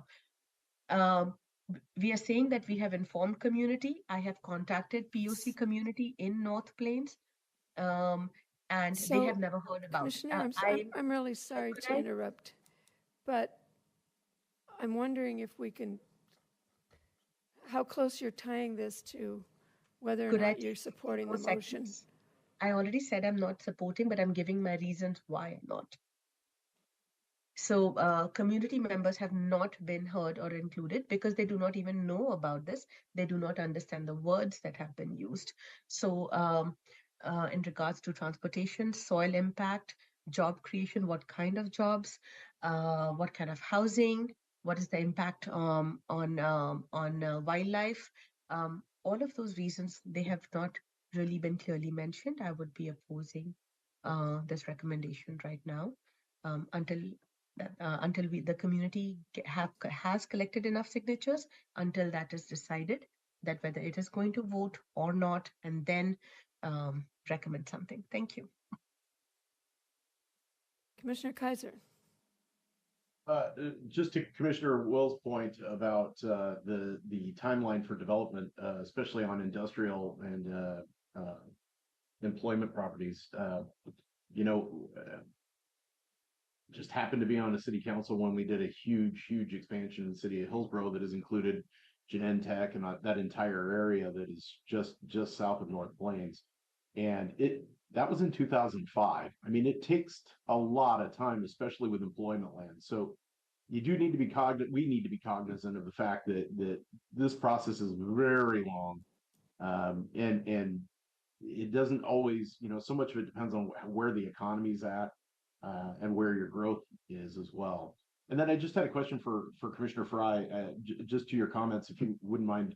I'm interested to hear your thoughts on option 2. Is it as that is proposed? And the reason I'm asking now is it does have it might have an impact on my vote. So I'm just trying to understand what Commissioner Fry's thought was possibly for option 2. Happy to expand on that.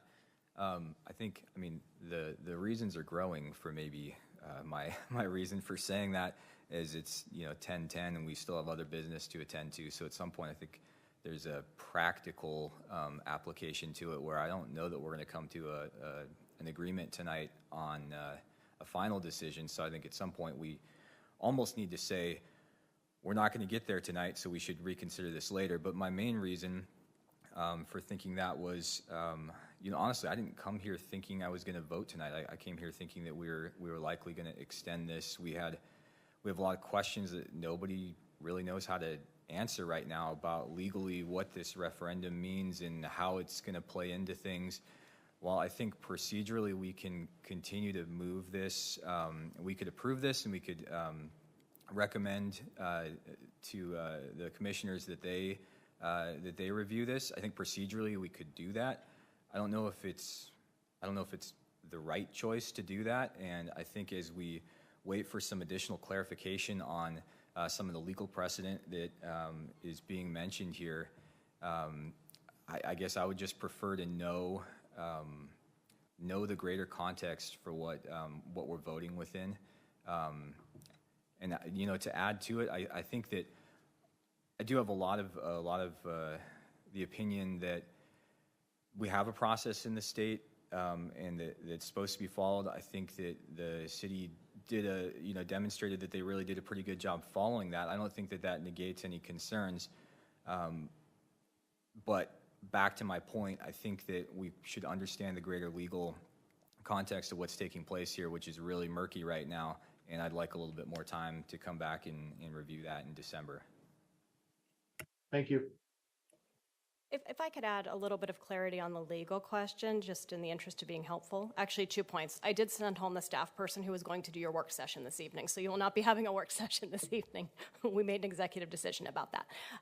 Secondly, on the legal question, the referendum on North Plains ordinance does not affect the county's ordinance. So our ordinance can proceed or cannot proceed. It's not related to that vote. And I just want to make that clarification. So while it is important and it's influencing some of our timelines here and some of our discussion, it does not have a direct legal impact on your ability to make the recommendation to the Board of Commissioners that you would like to make. Commissioner Milliman. I understand that we are waiting to vote on option 1, but I want to put out there that I would be supportive of option 2 if we get to a place to make that motion. Any further discussion? All right, there's a motion on the floor to approve or make a recommendation to the board to approve Ordinance 899. It's been moved and seconded. I think discussion has ended, and we're ready to take a vote. Commissioner Fry? Opposed? Commissioner Havner? Opposed. Commissioner Kaiser? In favor. Commissioner Milliman? Opposed. Commissioner Podar? No, thank you. Commissioner Will? Yes, in favor. Vice Chair Dye? Yes. Chair Lockwood? No. We have 3 yeses and 5 noes. Motion fails.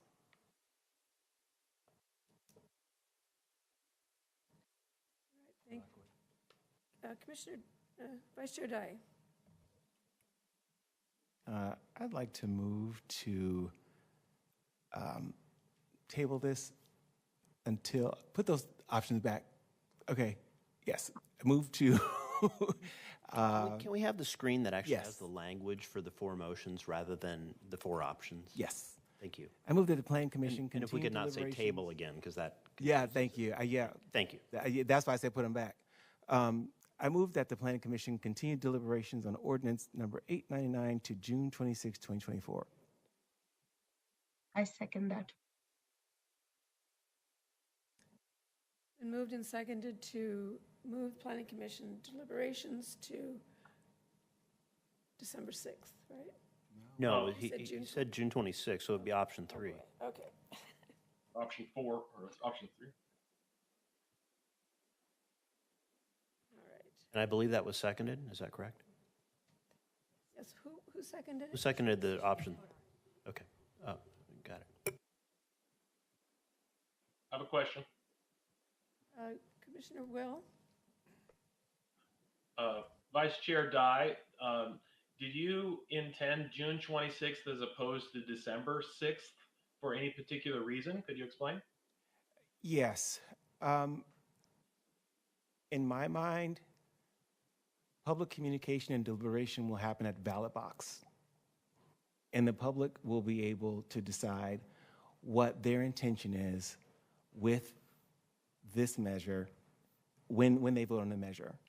And once they have made that decision and those votes have been ratified, then we would have a clear direction as to what the community thinks, how the community feels, what the community wants to do with this. And then we can come back because the community will have exercised their vote at the ballot box and made it very clear on what they wanted. Coming back to December 6th, I don't think puts us in a better position than we are tonight. But if we have a clear answer about what is going to happen at the ballot box, I feel a lot more comfortable moving forward that way. Can I ask you a follow-up question, Vice Chair Dye? I heard, I don't know if it's city staff or county staff, I can't recall, state that there's some concern about the referendum request might not be valid and it may not go to the ballot. If that happens before, like let's say in January or even December or February, some month before June 26th, then you would be willing to hear it if it doesn't go to the ballot sooner? Council, would that be a friendly amendment to that? Friendly amendment to your own motion? Yeah. But addressing, I don't want to miss the opportunity to address that one question, which is that if this hypothetically, or more hypotheticals, if option 3 passed, that's where we would reset it to a date and time certain.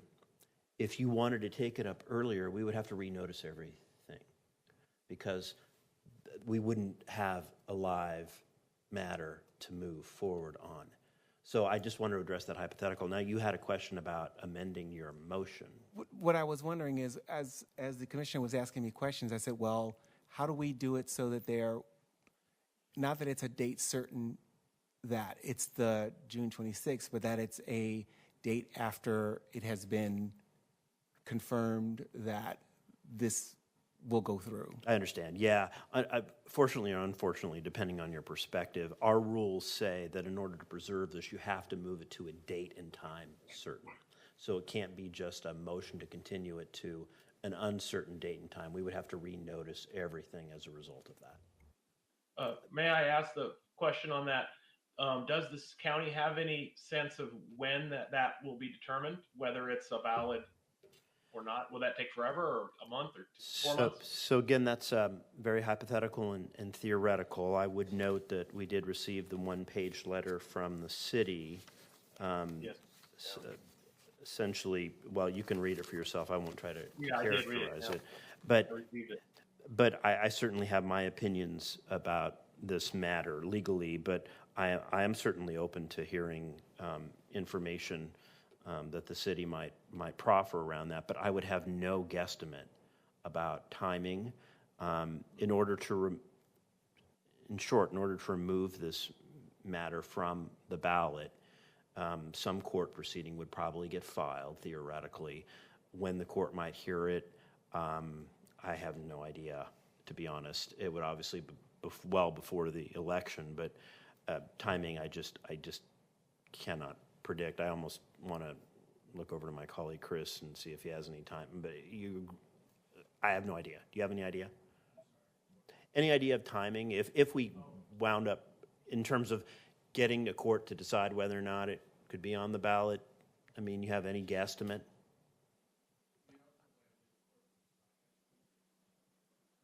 Yeah, I just don't have an estimate. And maybe Chris has a better idea of how quickly such a matter hypothetically could get before the court. Oh, thank you. This is Chris Crane, the city attorney for the city of North Plains. I could probably do an analysis in the next 2 weeks. Next week is the holiday. I've got a brief due on Monday. It's going to be complicated over the next, through the end of next week. The following week, we could probably put substantial time into it.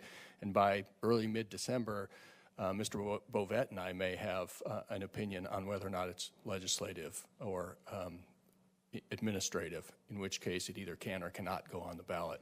So I would say probably mid-December. Maybe. We could at least, but Mr. that- Bovet may at least have advice for you on that question. But that would only be, well, I already have advice today, but they haven't asked for that. But the reality is that still wouldn't resolve whether it was going to be on the ballot, because in order for it to be removed from the ballot, somebody would have to do something to get a court order to say, no, this ballot title isn't going forward. And is that because it's been certified? Yeah. Okay. I mean, Vice Chair Dye, may I ask a question? Please. My intent for asking you about this and asking them about this was to see if you would accept a friendly amendment to your motion to put a date that's somewhere before June 26th, such as like the second Planning Commission in January, which I'm not sure the date yet. But for example, if you would accept a friendly amendment for that, then we could visit it again in January and find out whether it made the ballot or not. And if it did make the ballot, I think if this motion passes, the intent of the Planning Commission is pretty clear to wait till after the people's vote has been heard. So I assume if we revisited this at a date sooner than June 26th, such as the second Planning Commission in January, as an example, that might give us time to continue it until June 26th. At that time, but I would hate for us to push it to June 26th, and in January it's determined to not be going to the ballot, and then we lose 4 months when we can get back to our deliberations in a timely fashion. Would you entertain a friendly motion to revise the date to an earlier date? I'd like to hear from staff first. I would just caution that it is a substantial amount of staff time to pull together Planning Commission hearings. You have a relatively full agenda with our significant natural resources ordinance coming forward. And so I'm a little bit reluctant to hold time at a number of different hearings. It will take time legally to resolve this. I come from a long-range planning background, and so I'm used to things taking a pretty long time. I know that can feel a little bit uncomfortable to other people. June really isn't that far away. And it's really not that far away in terms of needing to resolve some pretty challenging and maybe unprecedented legal questions. So I don't see a tremendous amount of risk. While the City of North Plains would like the county to hear this matter soon, yesterday the Board of Commissioners indicated that they're comfortable waiting until July. So as long as the Planning Commission's action takes place before that, I think you're in the clear. Understood. Thank you. All right, we've got lots of hands up, and again, I'm not sure of the order. Oh, it's the other, Stacy and Sushmita were before me. Commissioner Milliman. Thank you, Chair Lockwood. Thanks, Commissioner Kaiser. So thinking about how the process needs to work, I would be willing and would suggest that this group continue deliberations continue this issue 899 to the very next meeting, and then at the staff report of the next meeting decide if we want to do deliberations at the following meeting or continue it again. But basically the next time I want to talk about this is one meeting from the time we get notification of the ballot outcome. So basically ballot outcome, we continue it to the next one so everybody knows to be present and can do their homework. We can really make our timing work with what's happening in the world. We just all got to agree not to open this can of worms every time we get together. I don't know if we can do it. So we'll just confirm that we understand that the ballot measure would be certified on June 17th, and that this is the first Planning Commission meeting after that, the one that we have scheduled it for. Could the ballot measure be canceled in the meantime? Yes. So I don't want the ballot measure to get canceled in February, and the Board of Commissioners could take it up in April if it gets canceled in To clarify, February. we expect the Board of Commissioners at their November 28th hearing to continue this to a July hearing. So unless we'll know, I guess on November 28th, they do that for sure, but that is what they told us yesterday that they intend to do. Once they've done that, as Mr. Bovet has described, if the board did want to hear this ordinance sooner than the date they continued it to, we'd have to renotice and go through that whole process again. That helps. So the soonest the Board of Commission is going to take it up is the end of June. Is, I believe, July. So July. I forget now the date that we picked in July for them, but that's what they intend to do at their November 28th hearing. Okay, I might have just switched to option 3. Commissioner Kaiser.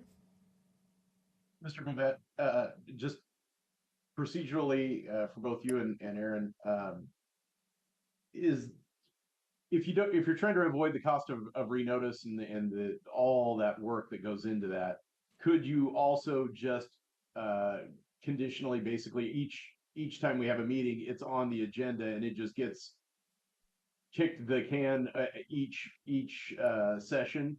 Or does that make the situation more difficult for you guys? I think that puts staff in a really challenging situation. I would not recommend that. And quite frankly, I think it puts the Planning Commission in a difficult situation. I understand June seems like a long time from now. I really don't think that it is in terms of how our public processes work. And the legal processes that will be happening in the background here are going to take a pretty substantial amount of time. Commissioner Podar. Thank you, Chair, and thank you, staff, for clarifying all of that. You mentioned that at the November 28th meeting with the Board of Commissioners, they are going to recommend that they will listen to this in July. Is there any possibility of them saying no? I cannot predict exactly what the Board of Commissioners is going to do at their November 28th hearing. I'm responding to what the Board of Commissioners said yesterday at their work session, and so that is my expectation of what they will do. The board certainly could take a different action at that hearing. So is it better? Again, we are still deliberating about this.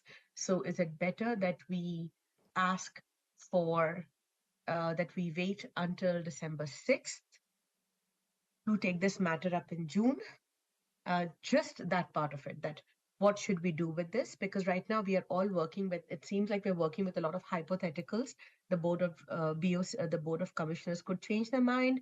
Then we still decided on June. So all of that is still up in the air based on the November 28th Board of Commissioners meeting. So is there a way that we can, on December 6th, we only talk about the next date that we are going to take this up on? There is a motion on the floor for option 3, and so if that vote fails, somebody could make a motion for option 2, which would continue it to December 6th. When we come in, if that were to happen on December 6th, that hearing would likely look a lot like the one this evening, except we would probably have a very abbreviated staff report, and the Planning Commission would then make the decision to continue to the date certain. And you would have the certainty of what the board did on the 28th. I have no reason to expect that they'll do anything differently than what they told us yesterday, but it is up to the board. Okay, thank you. Milliman? I'm back to option 2 based on that uncertainty. I just wanted to put that out there. Any further discussion? Right. The motion is Option 3, basically, to move the Planning Commission continue deliberations on ordinance number 899 to June 26, 2024. and that has been seconded. That has been. I think we've ended discussion. May we have a roll call, please? Commissioner Fry, Opposed. Commissioner Havner, In favor. Commissioner Kaiser, Opposed. Commissioner Milliman, Opposed. Commissioner Podar, Yes. Commissioner Will, Abstain.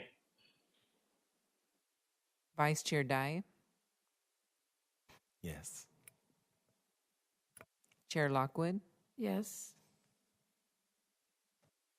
Okay, we have 3 yeses, or excuse me, 4, 3 noes, and 1 abstained. So the motion does pass. We need to look at the rules to see how the abstain works. I think that's the correct answer, but I'm just double checking our rules of procedure here real quick. Notwithstanding, act to continue here.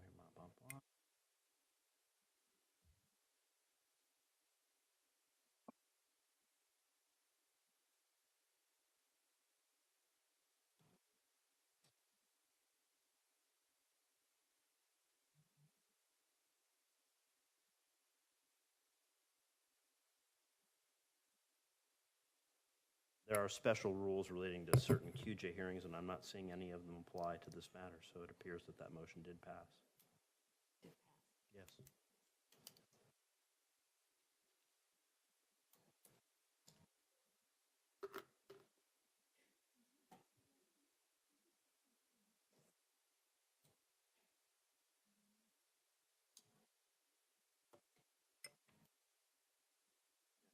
Majority, oh, wait a sec, sorry. Majority vote of the commissioners present. Motion to continue an item to a specific date, time, or event upon which continuation is to be based shall not require new public notice. Continued items. We shall quad 90 more days, okay, so. Oh, now I gotta, so we don't have a full commission here, do we? We're missing one. No. We have 8. Items may be continued to any subsequent meeting upon majority vote of the commissioners present. So that failed, actually, because we would need 5 of 8 to vote for the motion. So the abstention actually, in this particular circumstance, based on Section 7 of the PC rules, functionally serves as a no. Well, no, I think we'd need a new motion because that's a finalized vote. Yeah. So I think we have another failed motion. We still don't have anything at this point, based upon Section 7 of the Rules of Procedure for Washington County Planning Commission.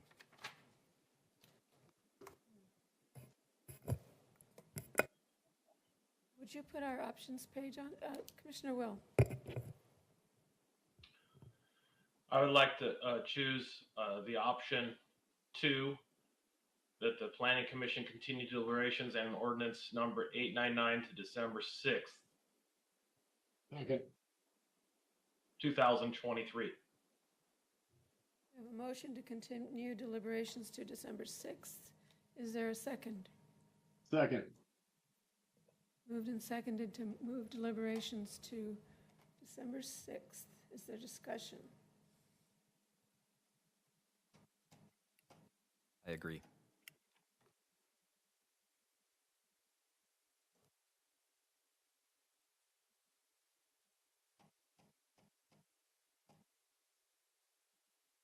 No further discussion? Call the question. Commissioner Kaiser, did you speak? I just said I call the question. Okay. Can we have the roll call, please? Commissioner Fry, Yes. Commissioner Havner, Yes. Commissioner Kaiser, Yes. Commissioner Milliman, Yes. Commissioner Podar, Yes. Commissioner Will, Yes. Vice Chair Dye, Abstain? Chair Lockwood, Abstain. Okay, we have 6 yeses and 2 abstains. I think we Motion can safely passes. say that motion passed. Yes, motion passes. So we've concluded our portion of the agenda that has to do with 899. And I believe at this point, we can return to public communication. Is that correct? You can indeed. I think you're back to item C. Next person on our list is Fawn Hosey.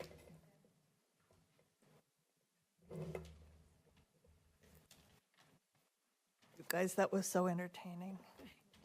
I've been to so many meetings that aren't Planning Commission. Anyway, it's the new moon. Forgive y'all. So my name is Fawn Hosey. I live on Jackson Quarry Road, north of Hillsborough. I've served as a volunteer on 2 metro committees, county transportation committee, over 10 years on Safe Helvetia Board and Helvetia Community Association, and other stuff. Oh, the county transportation system plan. Anyway, so I'm not speaking on behalf of any of those boards today, but I shared a map with you. Looks like this. And I brought it to you because I've always wanted to see how in the whole county, the land designated soil classes line up with our urban reserves and rural reserves. I'm sure you've seen the urban and rural reserves maps lots of times, but for me it was a new experience to see it side by side with the soils maps.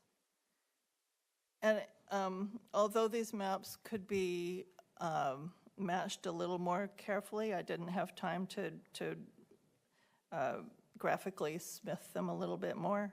You can see that about half of our county soils, soils within the urban growth boundary are, I need to rephrase that, about half of our class 1 and 2 soils are already in the urban growth boundary. And about half of our rural reserves, which is the green area on the second map,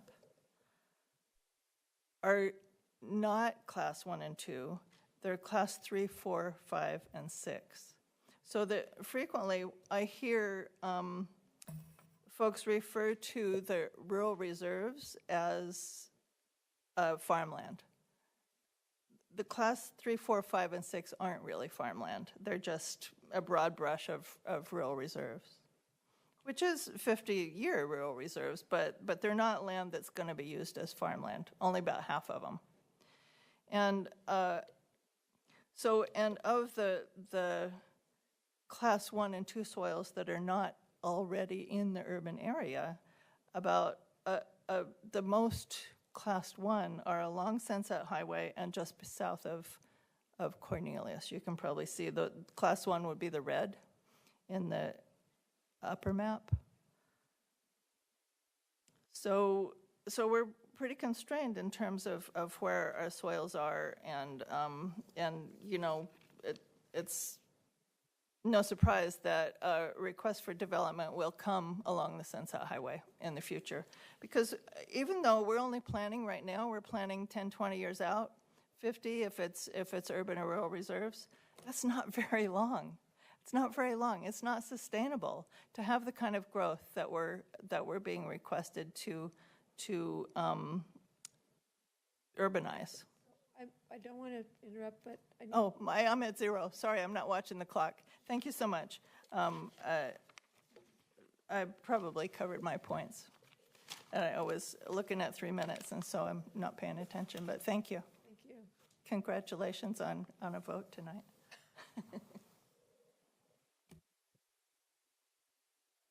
Ayla Hoffler?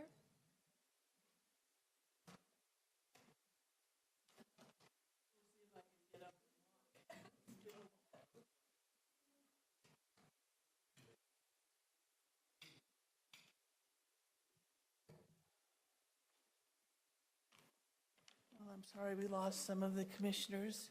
Would you please Yeah. your name and address? My name is Ayla Hoffler. I live in Banks, and I'm not a meddler. Chair Lockwood, thank you for listening to us to this wee hour, and all the commissioners that are here.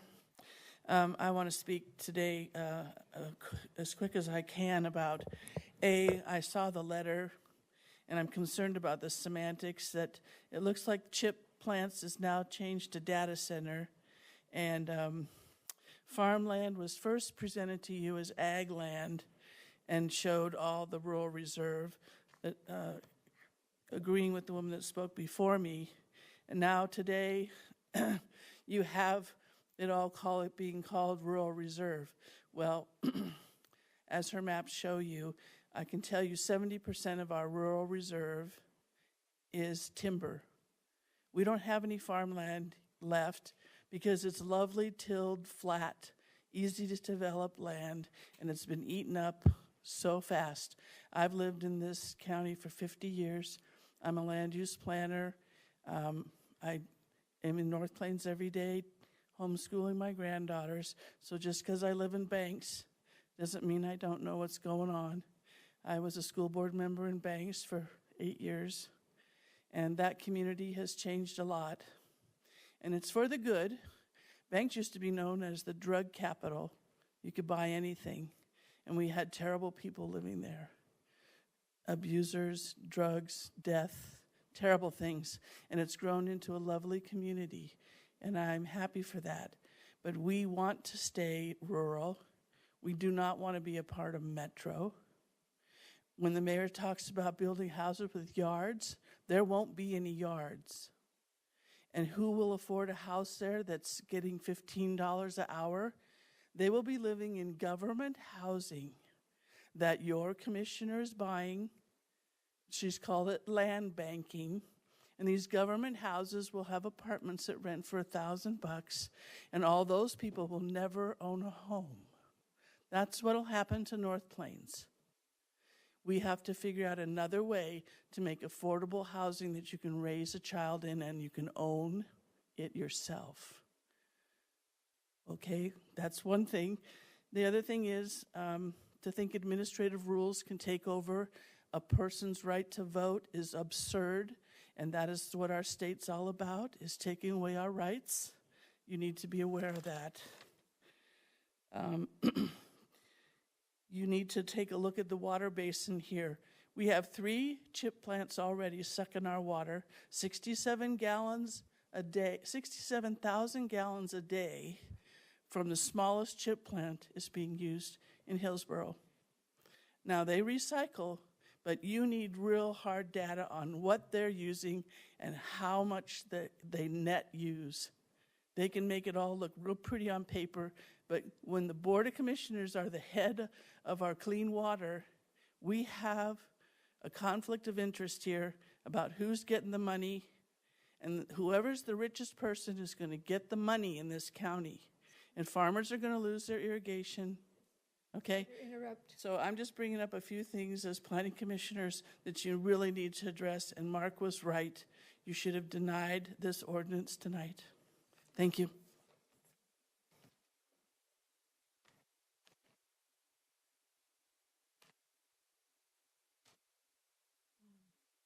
Chris Green? He's the attorney for the city, and he left. He went home. And William Reed, same story, official of North Plains. Is Dean Moberg still available? He signed up to. He's online. So he can go ahead. Hi, can you hear me? Yes. Thank you.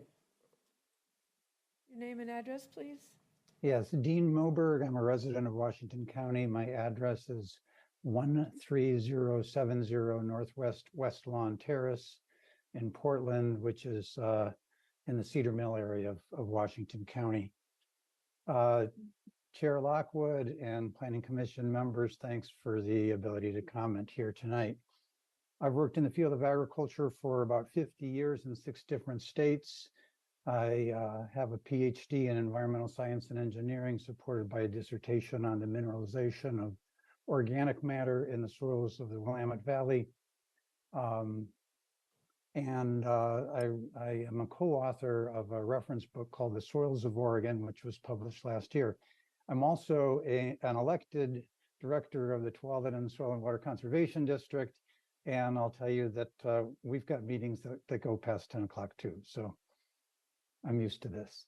I am not speaking on behalf of the Conservation District. I'm speaking on behalf of myself alone tonight, but I will tell you that on June 13th, the Conservation District unanimously voted to recommend that the proposed North Plains UGB expansion be significantly reduced in scope to minimize the urbanization of prime farmland soils. So less than 5% of Oregon is prime farmland, but most of the sub areas proposed for the UGB expansion are more than 90% prime farmland. They're the best, some of the best farmland soils in the world. And once they are converted to urban uses, they will never again be farmland. So that's kind of the sciencey part of my comments tonight, but I'd also like to talk a little bit about people. So I spent parts of 3 days out gathering signatures for the proposed referendum in North Plains and met a lot of really great people in North Plains, and nobody that I met in North Plains supported the proposed expansion. So I'm really looking forward to the referendum.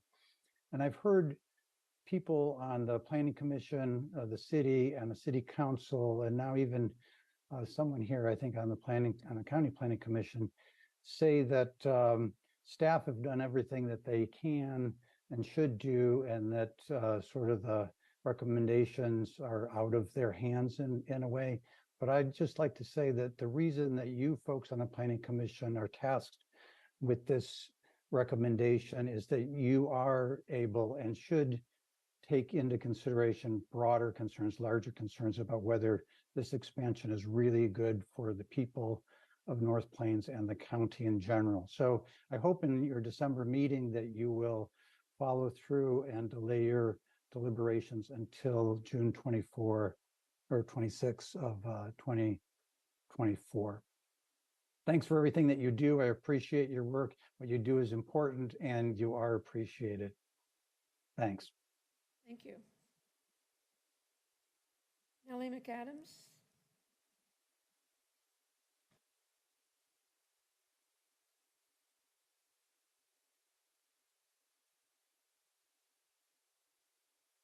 Doesn't look like she's on line.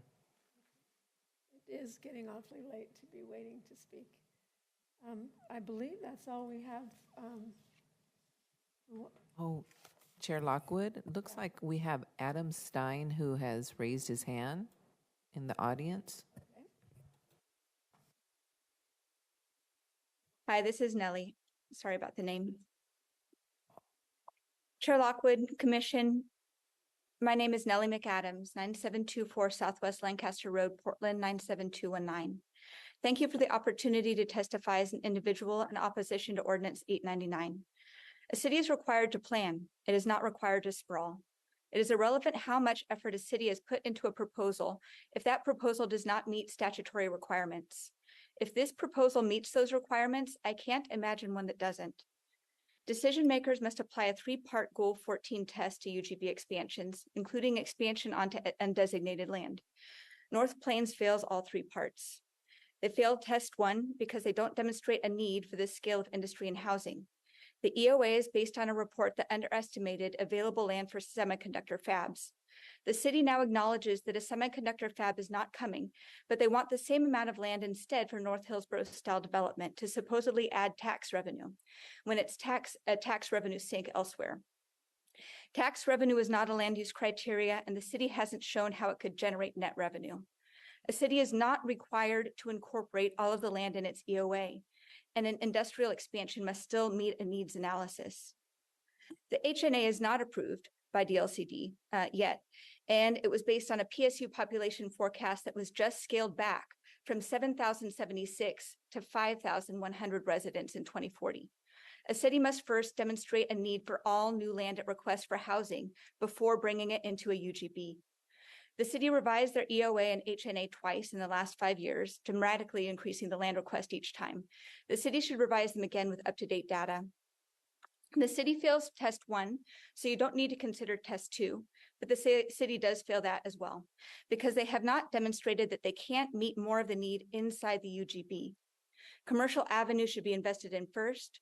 Undeveloped lots were not accounted for inside the UGB, and the city did not consider rezoning like mixed use or commercial and residential combined. North Plains fails test 1, so you don't need to consider test 3, but the scale of growth fails test 3's 4 factors. For land efficiency, housing density is very relevant to weighing this criteria, but the HNA results in an average of 7.1 units per acre, not 8.5. That's on page 59 of the HNA. And proposed industrial uses are overly land extensive. For public services, the expansion would balloon infrastructure costs without a plan to fund them. For environment and social consequences, the expansion will destroy elk and swan habitat and provides insufficient low-income housing. For number 4, compatibility with ag and forest uses outside the UGB, the plan would permanently destroy or harm unnecessarily large amounts of farm and forest land. Finally, the city failed to meet goal 1. They didn't legally notice their first vote, then falsely stated that was final. And they tried to stifle public comment in their November 7th testimony by denigrating myself and others. Please vote no. Thank you. Thank you.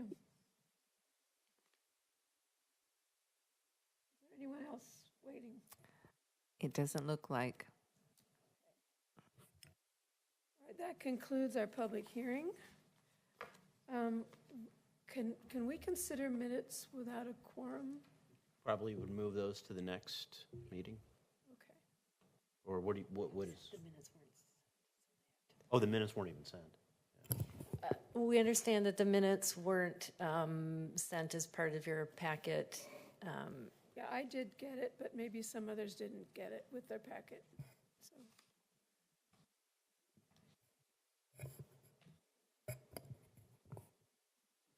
So okay, yeah, so I'm not sure, our clerk had thought that maybe you hadn't received it.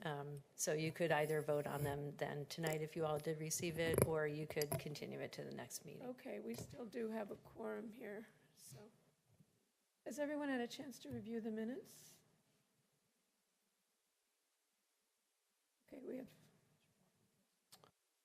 what? I think Commissioner Podar was shaking her head no. Commissioner Milliman. I plan to abstain. I don't know if that changes the quorum situation. But I'd also be willing to offer a motion if we need one to continue the minutes to next meeting. It's not. It's not necessary if the chair just wishes to move it to the next meeting. Technically, Oregon law doesn't even require the approval of minutes.